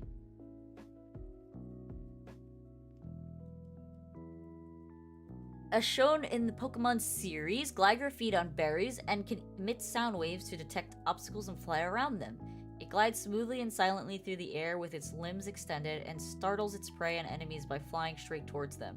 It attacks by clamping onto its enemy's face with its claws, hind legs, and pincers, then jabbing it with its poisonous stinger. Holy crap! Gligar itself is resistant to its opponent's venom. Gligar lives in mountainous regions, making its nest along cliff sides. When it's done gliding, it hops along the ground back to its nest. Holy moly, that's freaking terrifying. You get a boost from me for that, because it's just utterly ridiculous. Let's put you above Bulbasaur, because that's just so funny, and I love Gligar's tongue. Alright, Steelix. Let's get rid of the extra one. Alright. Steelix. Steelix burrows up to 6/10 of a mile underground. Who came up with that? 6/10 of a mile underground, even further than its previous evolved form Onix. It can be found in mountains or caves. Steelix can dig even towards the world's core. It easily chews through boulders with its powerful jaws, and its eyes are capable of seeing in the dark. Exposure to underground heat and pressure alongside its iron-rich soil and diet has made its body harder than diamonds. I don't think steel is harder than diamonds, but sure. As mentioned in Pokemon Sleep... Oh, Steelix's evolution is said to have been the result of an Onix's composition becoming more diamond-like after living for about 100 years. Huh. Steelix is a weird Pokemon. But I do like it more than Onix. I would put it...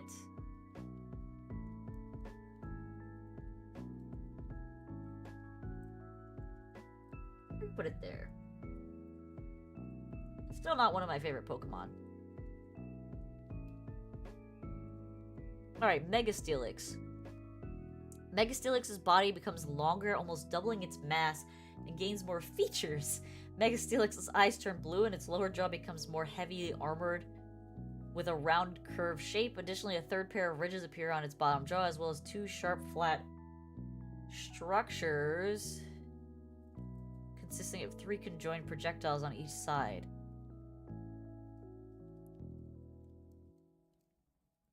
It's like it partially transforms into prism-like crystalline spikes. Interesting.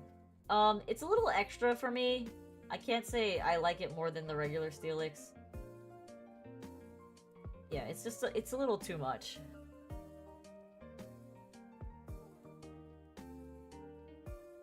Schnabow!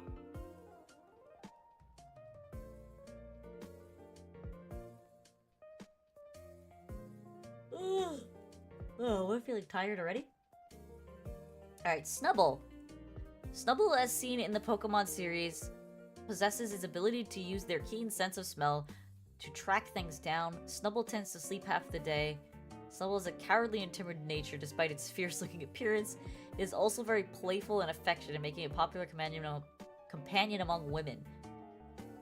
Snubble is very devoted and loyal. It is not aggressive and tends to prefer to scare away its opponent rather than fight. Snubble are capable of bonding easily and often spoiled. However, it is said that to be saddened that others run from its frightened appearance. Aww. The Growlithe makes give an uneasy feeling to foe, and on occasion, Snubble gets bullied by other puppy Pokemon. That's terrible. I never was a huge fan of Granbull or Snubble. I'd probably put them above the Steelix. Same thing with the Granbull. I was never really a huge fan of them. Alright, let's read Granbull's bio, though. Granbull's main weapons are its well-developed lower jaw and heavy fangs. The bite from its jaw is said to be very powerful. However, due to how heavy its jaws are, Granbull keeps his head tilted down constantly for balance. Despite its fierce appearance, it's actually very timid and sensitive, even more so than Snubble. Aww! Granbull rarely bites as it prefers not to get involved in disputes. Unless Granbull is startled, it will not bite indiscriminately. If attacked, it will flail about to fend off its attacker. Granbull is popular with young people due to how it acts and looks. It's considered too incompetent to be a guard dog due to its nature. Aw, poor Granbull. Alright, Quillfish! Quillfish is next. Wait, there's two Quillfishes? Oh yeah, look at that. A dark poison version.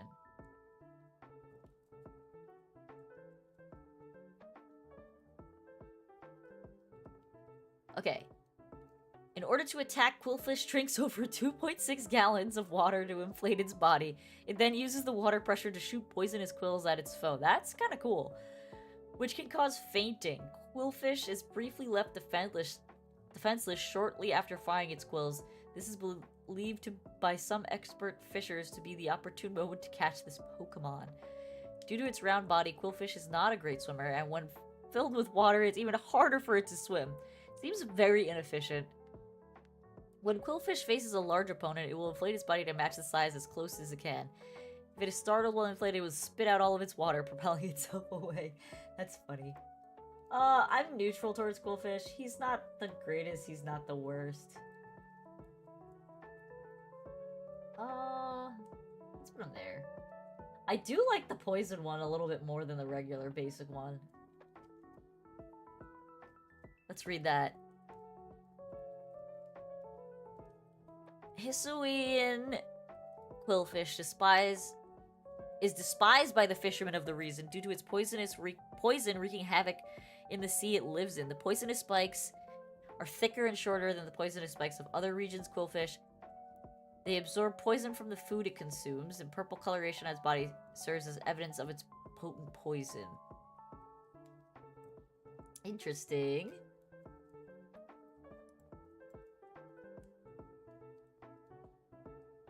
Oh, here we go. Caesar. I don't need two Caesars, so let's move one of these away.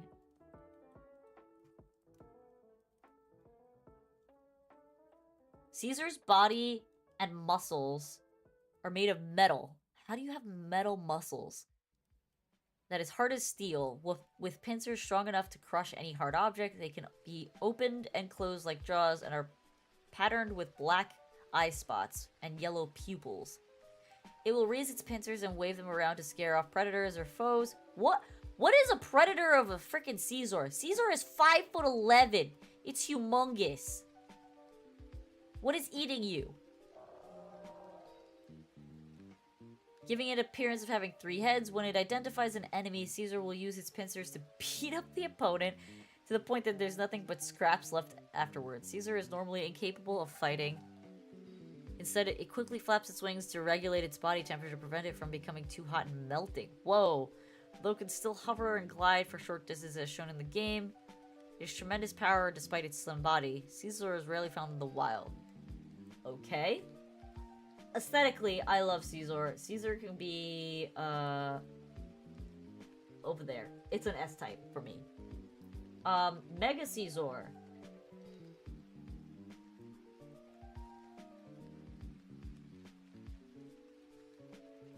Mega Caesar is kind of cool. It's not as cool as regular Caesar, in my opinion.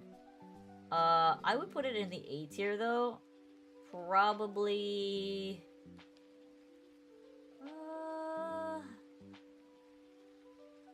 probably there. Shuckle!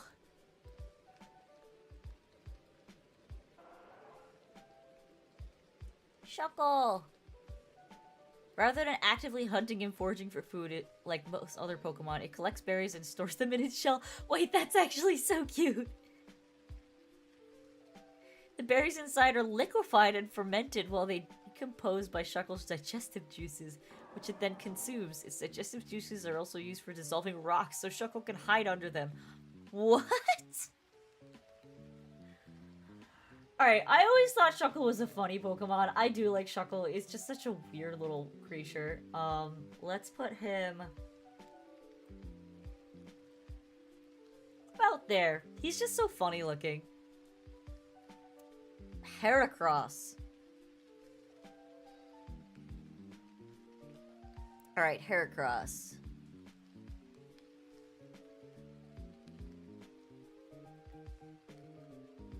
Heracross's claws allow it to dig into the ground for sturdy footing and also allow for it to climb trees. Using its horn, it throws opponents or competitors for food. It can lift and throw objects 100 times its own weight. It uses 2 antennae to search for food by scent.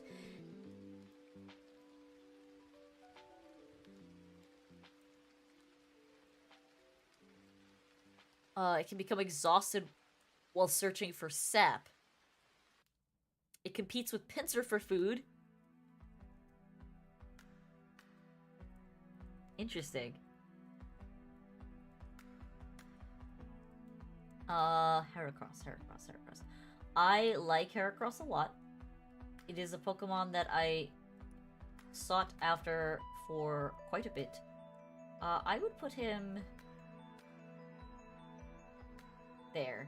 I like Heracross in general. I do not, however, like Mega Heracross. I think Mega Heracross is just another one of those Mega Evolutions that just went too far.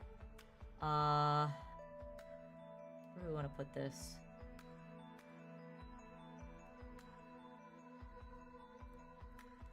I'll put him over here. He's just like, it's just too much. That's why I'm not a huge fan of the Mega Evolutions. They're usually just too much. Alright, Sneasel. I'm gonna get rid of the female Sneasel. Take the male Sneasel. Sneasel is smart, sneaky, and notoriously vicious Pokemon. It blends well into the night in order to ambush their prey. Sneasel feeds on eggs, such as those of Pidgey, that it steals from unattended nests. It uses its claws to poke a hole in the egg before slurping the contents out. That's interesting. It has been known to form pairs to hunt. One Sneasel will lure the parents away from the nest while the other steals their eggs. Although the Sneasel pair work together, they will also fight over their hunt amongst themselves. As a result of its egg-based diet, Sneasel are despised by breeders to the point where they try to drive away or eradicate the former. Dang. Sneasels also prey on a lowland Sandshrew, but the Sandshrew's skin is so hard it can cause the Sneasel claws to snap off. Whoa. Alright, I like the aesthetics of Sneasel and like what it does and everything. I'd actually put it behind Rapidash. I do like Sneasel quite a bit. Alright, the Hisuian, Sneasel.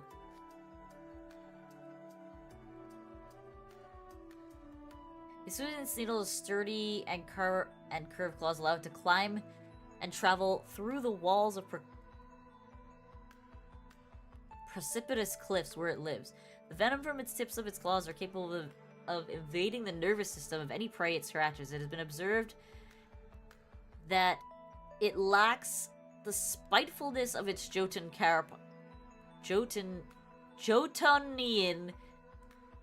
that's a mouthful, counterpart, and it has been theorized that differences in their environment account for different personalities.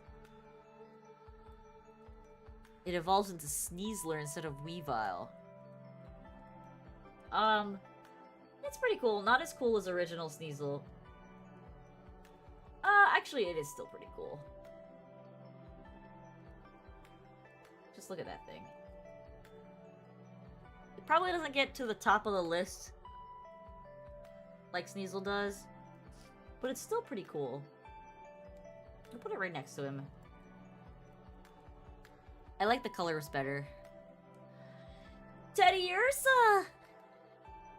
Teddiursa is almost always seen licking its forepaw, which are soaked in honey. Every Teddiursa has a different flavor on its paws. Oh my god, that's cute.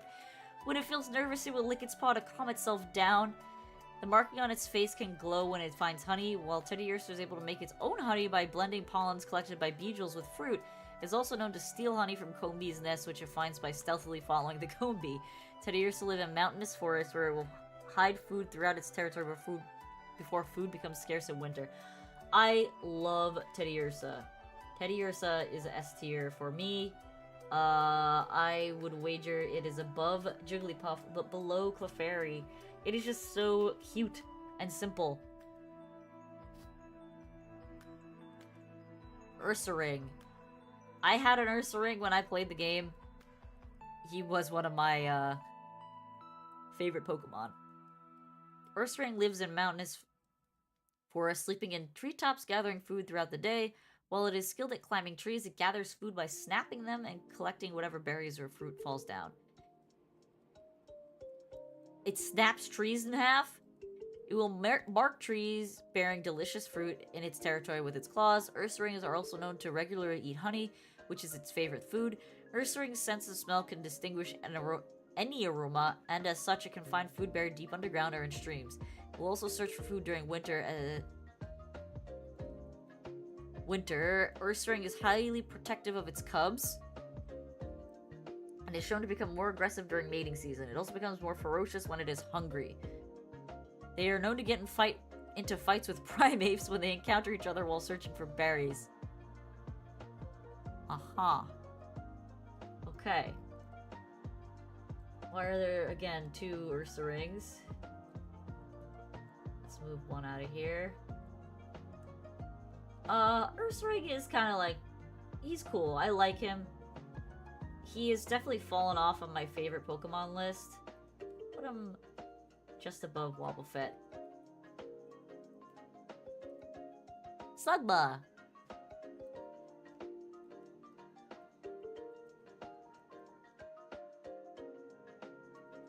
Let's get rid of the extras here, so I can see how many I actually have left.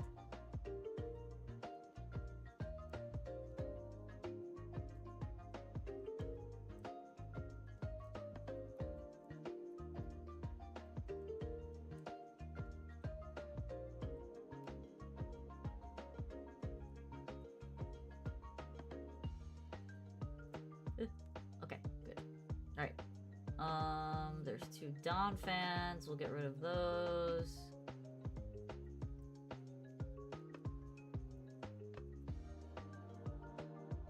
Okay. So we have 3, 6, 9, 12, 14, 28, 30, 32, 34, 36, 37 more to go. Whew! It's already 8:30. Oh my god. Whew, almost gone for 2 hours already.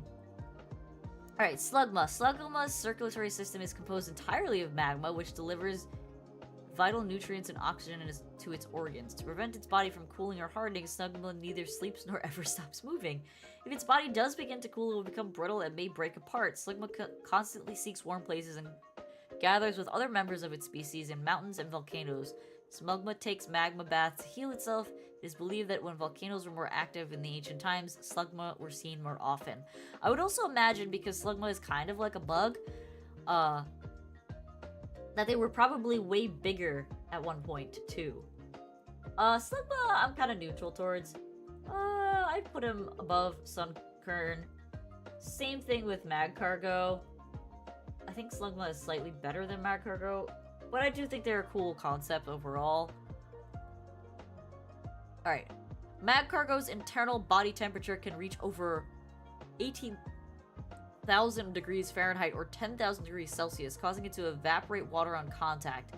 Flames circulating through its body, occasionally spouting through cracks in its shell.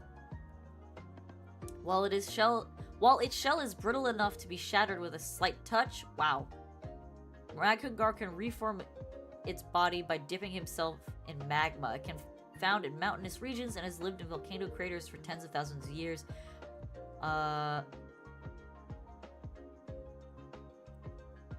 According to one folklore, when the wild Magcargo population suddenly increases, it is a sign that a volcano eruption is coming. Wouldn't it be the sign of a volcano that has already erupted, though? Alright, whatever. Alright, Swinub. Swinub uses its pink pig-like nose to dig through mud and snow looking for anything edible. In Hisui, ancient people relied on Swinub a lot because of this skill. Occasionally, it will come across hot springs while scouring the ground. Its favorite food is a type of mushroom that grows beneath dead grass, though it also eats berries. When Swinub finds an attractive smell, it would run desperately to find out the source of the aroma. Okay. Swinubs are interesting. They're a little derpy for me. I'm gonna put them under the dislike category. They're definitely not,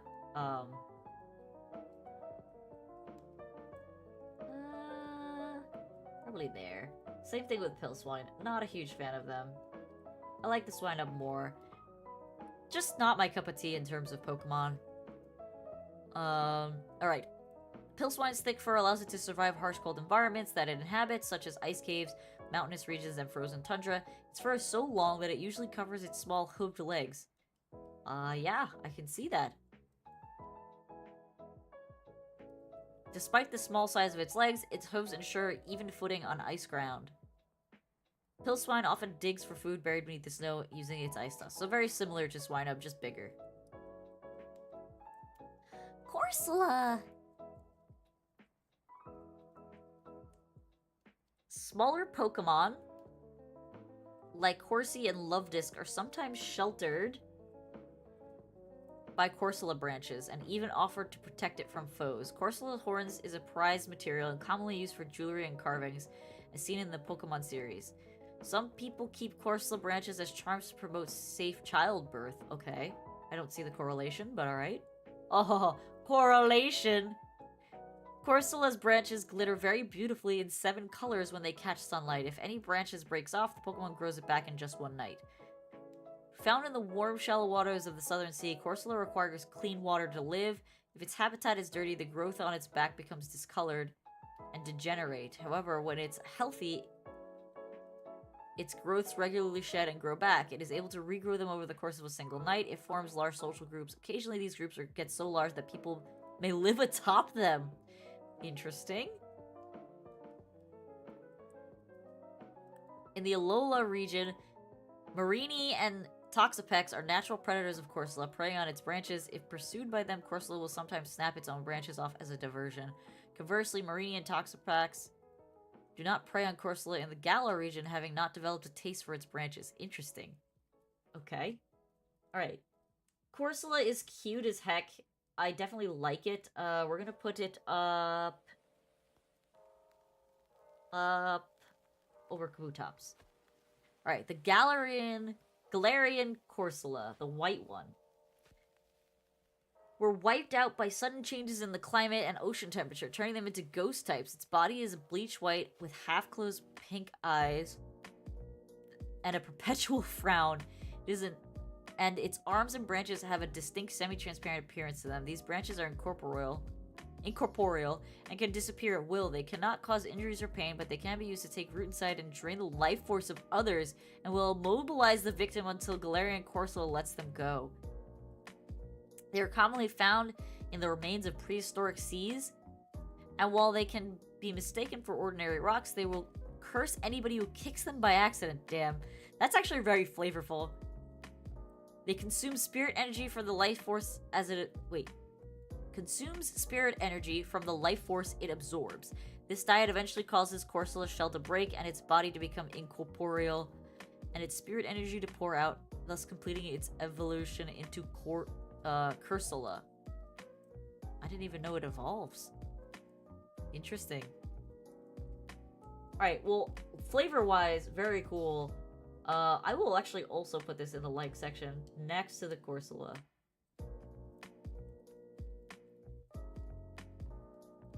Alright, Remoraid. Remoraid is well known for its ability to shoot jets of water out of its mouth with incredible accuracy and distance. It uses its abdominal muscles to do so, often to shoot down prey such as Burmy out of a tree. The water attack can reach its prey from over 300 feet or 100 meters away, even when the prey is moving or flying. Because of this, Remoraid is referred to as the sniper of the sea. When threatened, it can also shoot water to propel itself backwards. Remoraids tend to travel by attaching to mantine fins or in large groups of its own kind. It attaches itself by using its dorsal fin, which acts like a suction pad when attaching to A suction pad? Its dorsal fin? Interesting. It looks more like a horn. It feeds on whatever the mantine leaves behind and will fight alongside it as well. A school of Remoraid is often seen working together and traveling with a mantike, helping it to achieve its evolution into a mantine. That's cute! Remoraid is a sea-dwelling Pokemon, travels downstream from rivers, especially when evolution is drawing near. Okay, Remoraid is pretty basic. Put him in the neutral category. I like that they protect the mantikes. That's really cute. Octillery. Alright, I don't understand how Octillery evolves from Remoraid. They're two completely different species, realistically. Octillery is a relaxed Pokemon who loves to fuss from its trainer.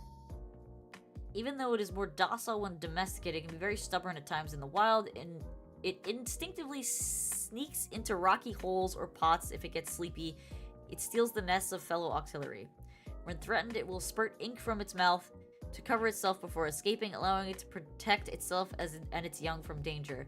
Octillery's ink obscures vision and contains substances that dull predators' sense of smell.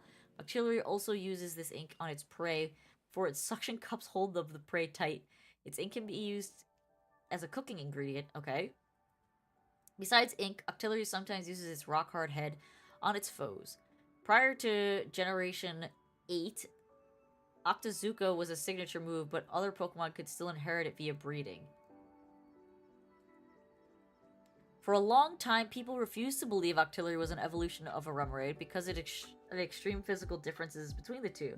It is thought to be a distant relative of Omastar. Uh-huh. I still don't believe that it evolves from that Pokemon, but whatever. I like it more than Weedle, more than Shelder.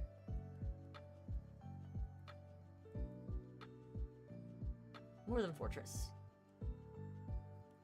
Delibird! Alright, I like Delibird as a whole. His flavor has gotta be good. Delibird is omnivorous. It carries food bundled up in its tail. It normally gives stored food to its chicks, but has been known to share its food with humans stranded on icy mountains. As mentioned in Pokemon Sleep, Delibird is known to sleep while occasionally reaching inside its tail to pull something out. Its tail is a bag. Whoa. The bag is its tail? I thought it was a separate item entirely. That has blown my mind. I did not know that. Delibird was the only known Pokemon capable of learning the move Present by leveling up. Present allows it to carry special items in its tail that may cause damage or heal its opponent. In a flock, the Delibird with the largest tail is the leader. Delibird tends to live in the mountainous regions, making its nest over sharp sharp cliffs, notably around Mount Everest. Iron Bundle shares a resemblance to Delibird. What the heck? That's so crazy!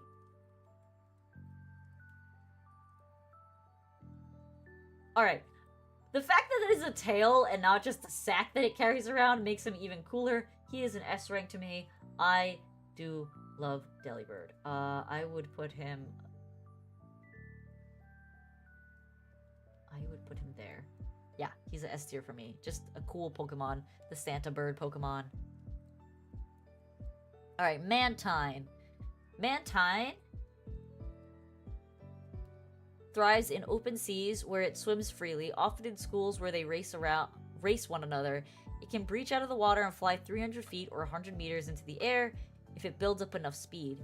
In the past, it was often misidentified as a bird Pokemon by observers who saw this behavior. Mantine is sometimes seen with a Remoraid attached to its underside of one of its fins, scavenging for leftovers and fighting together when it is attacked.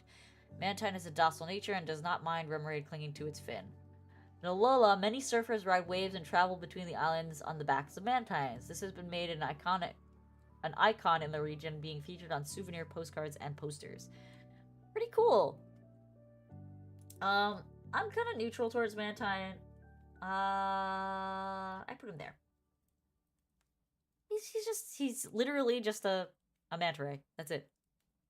Skarmory.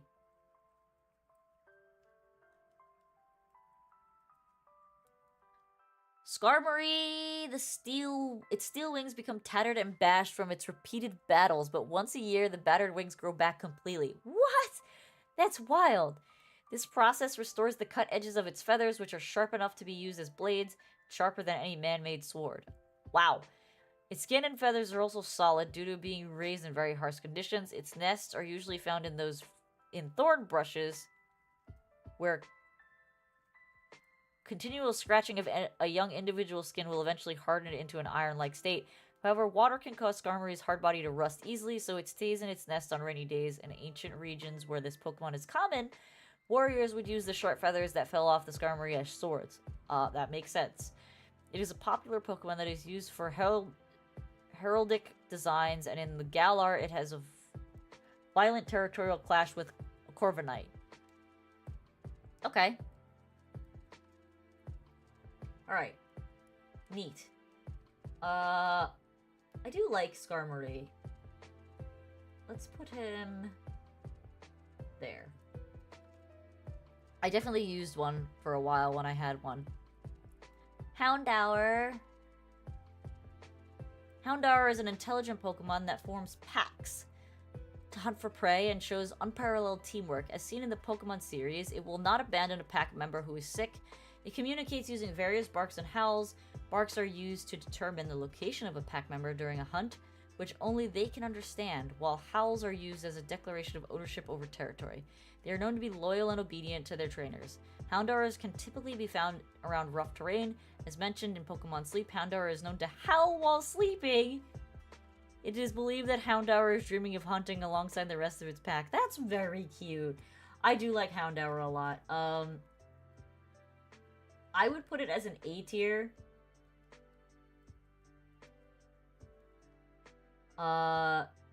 Just because its design is a little bit simplistic. However, Houndoom is incredible. Houndoom lives in packs. The one with its horns raked sharply towards the back serves as a leader in the leadership role. Leadership is determined by fighting within the pack. It is believed that Houndoom dreams about this leadership role while it sleeps.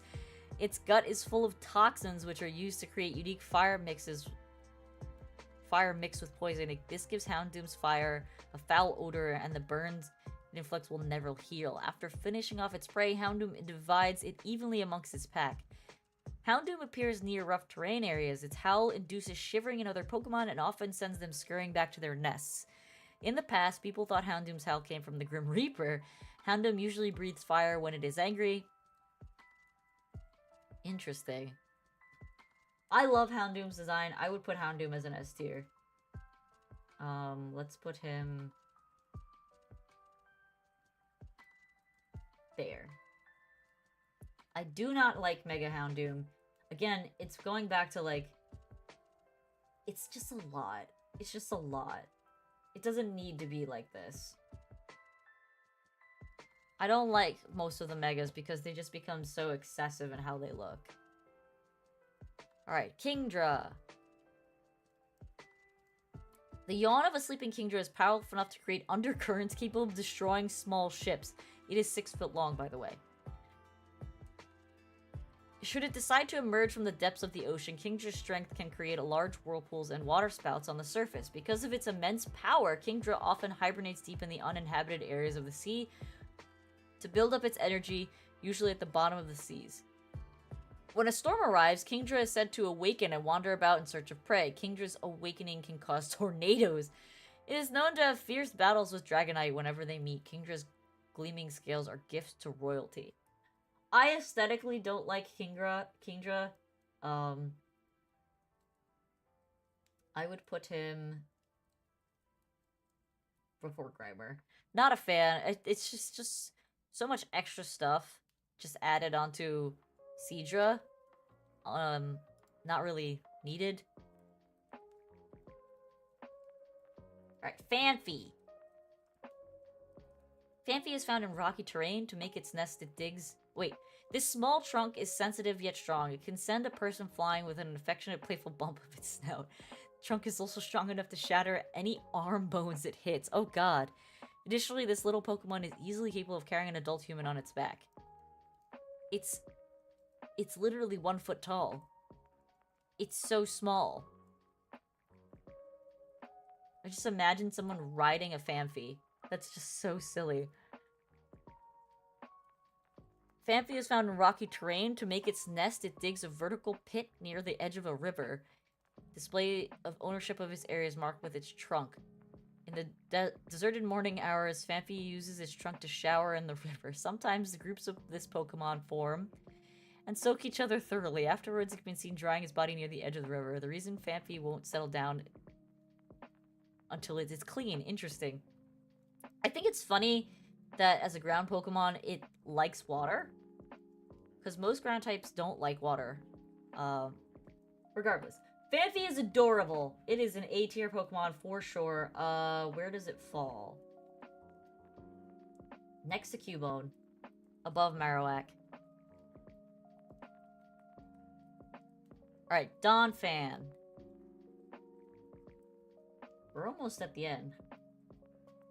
This is the end right here for Generation 2. Donphan has the ability to curl up into a ball and violently roll around like a wheel. These rolling tackles are strong enough to knock down a house. Okay. While normally calm, Donphan can become enraged and start a rampage. Once it starts its rampage, it will be almost unstoppable. Donphan will chase after anyone who angers it. In the Pokemon series, it is shown that this ability is further used as a form of courtship. The male Donphan have rolling competitions to demonstrate their toughness to females. A Donphan's tough hide is so strong, not even a car can scratch it. Despite this, the armor is extremely vulnerable to rain. There we go. So he went from being a Pokemon that loves to be in water and to be washed, to one that likes to roll around and hates water. Has a keen sense of smell, capable of sniffing out gems known as amberite.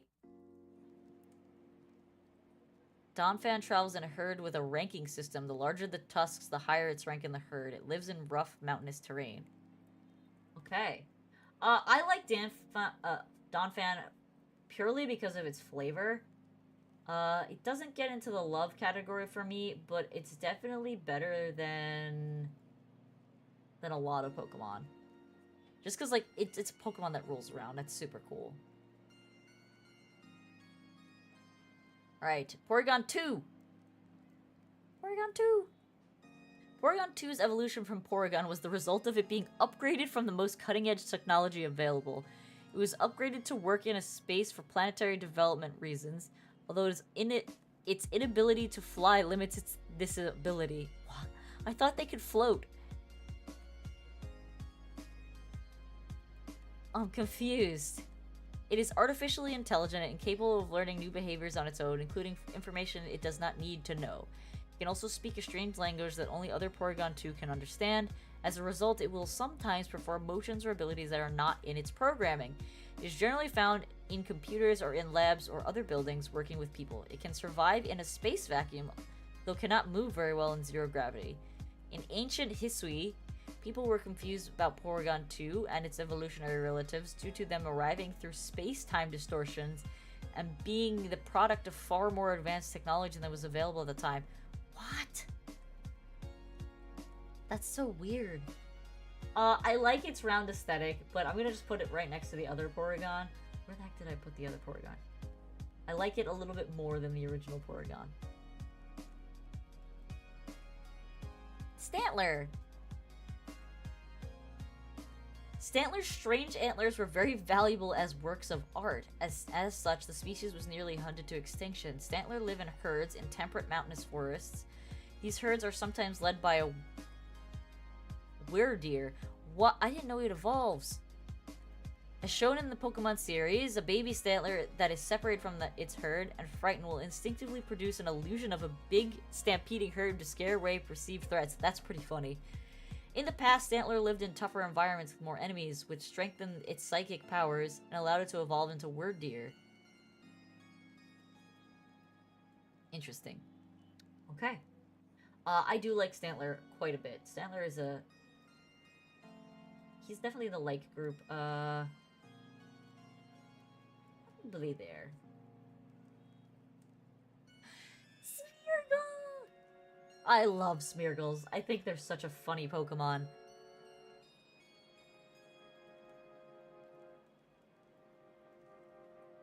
Okay. Smeargle uses its paint to mark its territory. There were 5,000 known different marks that Smeargle uses. Each Smeargle's territory is predetermined by the mysterious fluid that secretes at the tip of its tail. There are Smeargle fanatics who will pay big money to own one. It can also use its signature move, Sketch, to copy moves from other Pokemon. Smeargle is the only known Pokemon capable of learning the move Sketch. Smeargle is just such an interesting Pokemon. It's just a painter dog. I don't know how I would put him in S tier. Yeah, I would. He's just so cool. He's so unique. Alright, Tyrogue. Tyrogue is famous for its eagerness to compete and boundless energy, to such an extent that it will challenge anyone and even larger foes. This is the famous, intense desire that Tyrogue is known for. Determined to make itself stronger, Tyrogue will not quit no matter how many times it loses. While it is small, Tyrogue should not be ignored and can slug a target without warning. Fun? As a result, it is always nursing its injuries from fighting opponents larger than itself. As Tyrogue has become stressed if it's not able to train every day, the trainer must maintain a regular training schedule. It is usually found in urban areas and can evolve up into 3 different forms. It's short as heck. It's only 2 feet tall. That is tiny. Tyrogue is okay. He's not that great. I would put him there. He's just like this weird little gangly thing. Hitmontop, however, is awesome. Hitmontop is very adept at fighting with dance-like kicks. This technique has an amazing combination of both offense and defense at the same time. Hitmontop's moves are more quickly... Wait. Hitmontop moves more quickly by spinning on the spike on its head than it does by walking around normally. Capable of spinning at high speeds, it may bore into the ground, similar to a drill. While spinning, Hitmontop delivers smooth, graceful kicks. The centrifugal force of Hitmontop's spin boosts its destructive power of its attacks by a factor of 10. Wow. Anyone enchanted by its kicks will often get drilled hard by Hitmontop's kicks. Okay. Hitmontop often competes with Hitmonlee and Hitmonchan, and it is an urban species. I really like Hitmontop aesthetically. I put it there. I like Quagsire more. Smoochum. When walking, Smoochum rocks its head back and forth. Smoochum is known to be very curious. This Pokemon is very active and runs about, although it often falls. Being very conscious of its appearance, it will check in its its reflection when given the chance to make sure it's not dirty. It will bathe the instant it finds any dirt on its face. However, it does not mind if its body gets dirty. Smoochum is found living in cities and cold caverns. Smoochum is female-only species with no male counterpart. Interesting. I like Smoochum way more than Jinx. Jinx is kind of creepy. I like Smoochum though, so Smoochum can go...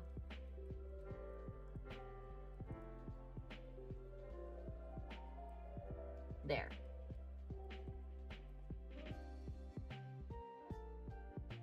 Elekid! Elekid tends to become restless and full-on rowdy when it hears the sound of thunderstorms coming, and likes to play out in the middle of thunderstorms. It can generate electricity by rotating its arms, but it tires easily and can only charge a small amount. Elekid cannot store the electricity it generates, so it prefers to break it into the houses of humans in order to consume electricity from their electrical outlets. What? Okay, I like Elekid. I would wager I actually love Elekid, and I would put him just above Electabuzz, because I think his body is just funnier.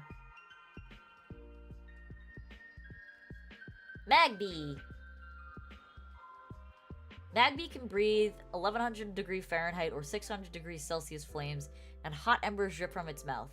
Its health can be determined by these flames. Yellow flames show that a Magby is in good health, while flames mixed with a lot of smoke is symptomatic of fatigue, and flames dripping from its nose is a sign of a cold. It has a nose? I thought it's just its mouth. Magby's volcanic habitat ensures its health, however it can be seen living in towns. Magby is known to be rather small and timid. It leaks out flames when excited and surprised. It prefers to soak in the magma of volcanoes in order to recover from the day's fatigue. I'm more of a fan of Magby than I am of Magmar. I would put him next to Smoochum.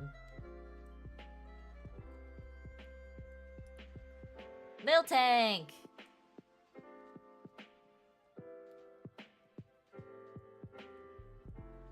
In every generation except Generation 6 and 7, Milk Drink is a signature move of Miltank. Prior to Generation 6, Miltank was the only known Pokemon capable of learning the move Milk Drink. Milk it produces is sweet and very nutritious. It can be used to heal Pokemon, ill or weary humans. Drinking a large amount of Miltank's milk will cause a Pokemon or person to gain weight and develop stomach pains. The taste and nutrition of its milk improves with the quality of the pasture it lives in. The taste itself changes with the seasons. It can produce over 5 gallons of milk per day, which in turn can be turned into yogurt or enjoyed unchanged by children and adults alike. Miltank can become ill if it's not milked every day. Miltank lives in grasslands and is also raised on farms. Miltank has been supporting the lives of people and other Pokemon since ancient times with the ability to produce milk. Yes, just like a standard cow. I do like Miltank a lot. Definitely A tier for me. Where does it fall? Probably there. You know what? Let's move Espeon up.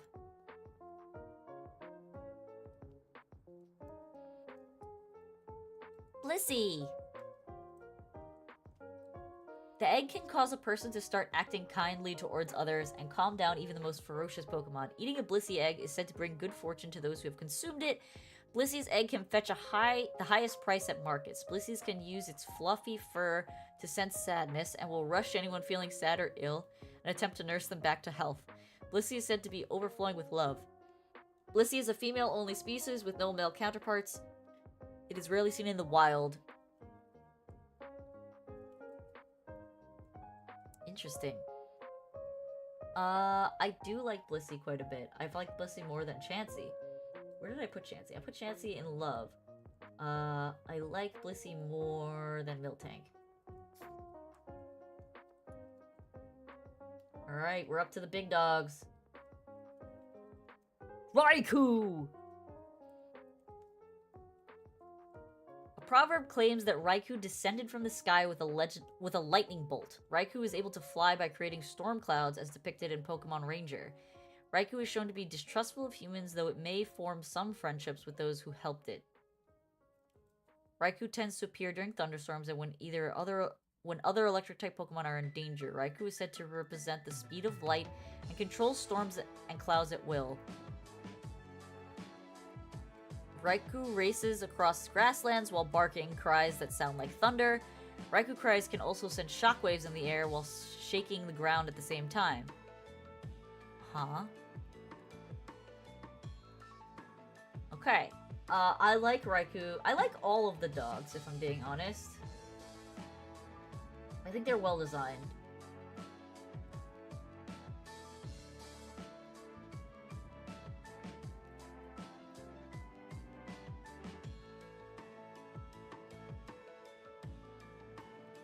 Let's put them just before Blossom. Entei is better. Entei is best dog.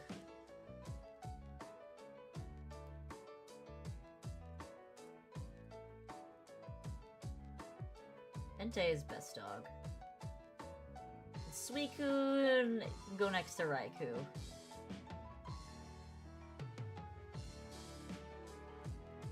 Yeah. Let's read Entei. It is said that Entei is born whenever a new volcano appears. And that whenever Entei roars, a volcano erupts somewhere in the world. Entei's race across grasslands at high speed. It does this due to being unable to contain its extreme power. Entei is believed to represent the passion of magma and is claimed to be the brighter of the summer's warmth. The bringer of the summer warmth, sorry. Entei can unleash massive bursts of fire capable of destroying anything it touches. Its fire is said to be hotter than the magma of a volcano. Entei loves Entei treats, apparently. Yeah, I just like Entei because he's like a lion, almost, but a dog at the same time. Alright. Suicune has the power to walk across water and purify dirty water with one touch. It travels across grasslands in search of water to purify by following the north wind. Northern winds always seem to blow strong in its presence.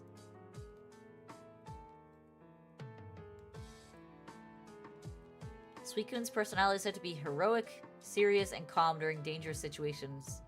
Suicune is also believed to be both the embodiment of the north winds and compassion of pure spring waters. Okay.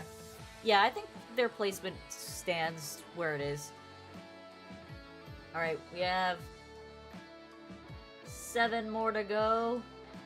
Larvitar. Larvitar is born deep underground, far from its parents. It emerges to the surface of the and grows by consuming soil, and it will enter its pupal stage upon eating an entire mountain's worth of earth?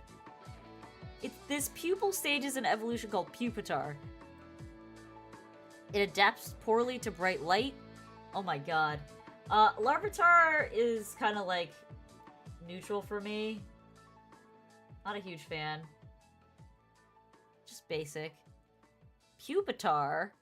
I don't like Pupitar, and he can go live with the other cocoon Pokemon. While its arms and legs are developing inside its shell, Pupitar compresses gas to propel itself around. So it just farts to get around. And can generate enough force to knock down mountains. What? Pupitar even performs this technique, even when it sleeps. Pupitar lives and moves freely around harsh mountain ranges, as mentioned in Pokemon Sleep. Pupitar is known to move around even when sleeping. I can't believe this Pokemon farts to get around. Alright, it gets an upgrade from me. It gets an upgrade for that. I'm neutral towards it. Just because it farts to get around is hilarious. Alright, Tyranitar. Tyranitar is a powerful Pokemon with an insolent nature, uncaring of others. It is extremely strong, and its thick rocky hide gives a good resilience to all forms of attack.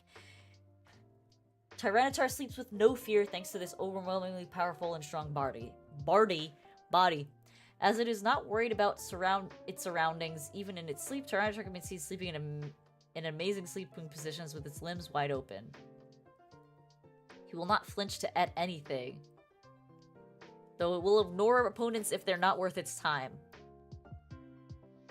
Tyranitar's power is so devastating that it can forcibly crush anything using one of its hands. If enraged, Tyranitar sets off outstanding earthquakes that can completely change the entire landscape, destroying houses and mountains, and often forcing cartographers to draw new maps. It lives in the nests made from demolished mountains. Jesus. Alright, I've always liked Tyranitar. Let's put him above Donphan. Mega Tyranitar is pretty cool. Not quite high on the list of likes. He can go next to the Mega Houndoom. Alright, Lugia. Lugia can fold back these plates to increase its speed, although its gender is unknown. It is depicted in the Mystery of History. A young Lugia has been seen, suggesting that there is a breeding population, at least in the animated series timeline. And Lugia has been shown to be fiercely protective of its young. Lugia is the only Pokemon that can quell their ceaseless fighting in the second movie. It possesses the ability to control weather, and mostly notably, it can calm and even give rise to storms. It is said that the light flutter of its wings is capable of causing winds powerful enough to tear a regular house down. If it were to flap its wings, it could hypothetically spawn storms lasting as long as 40 days. Why are Pokemon so destructive? Lugia is capable of splitting islands into smaller islands. It is capable of shooting Avarex air at its target, is highly intelligent, and because of its devastating power, could accidentally inflict... It isolates itself deep underwater and tends to sleep in solitude. It is extremely rare and hardly ever seen. In ancient times, the former brass tower in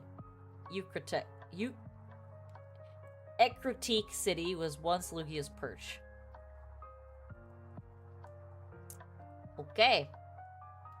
Lugia is awesome.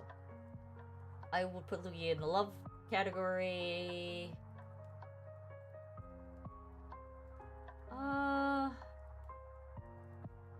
Right with Suicune and Raikou. Ho-Oh will probably end up next to him. When Ho-Oh flies, its huge rings create bright, colorful rainbows. The rare few who bear witness to Ho-Oh are promised eternal happiness. It is capable of raising its target with a mystical fire of great intensity. In ancient times, the bell tower of Ecruteak City and the former bell tower of Goldenrod City were both once Ho-Oh's perches. It has the mystical power to resurrect the dead, as seen with the 3 unnamed Pokemon. Wow. I didn't know that Ho-Oh could do that. Ho-Oh will end up being next to Lugia.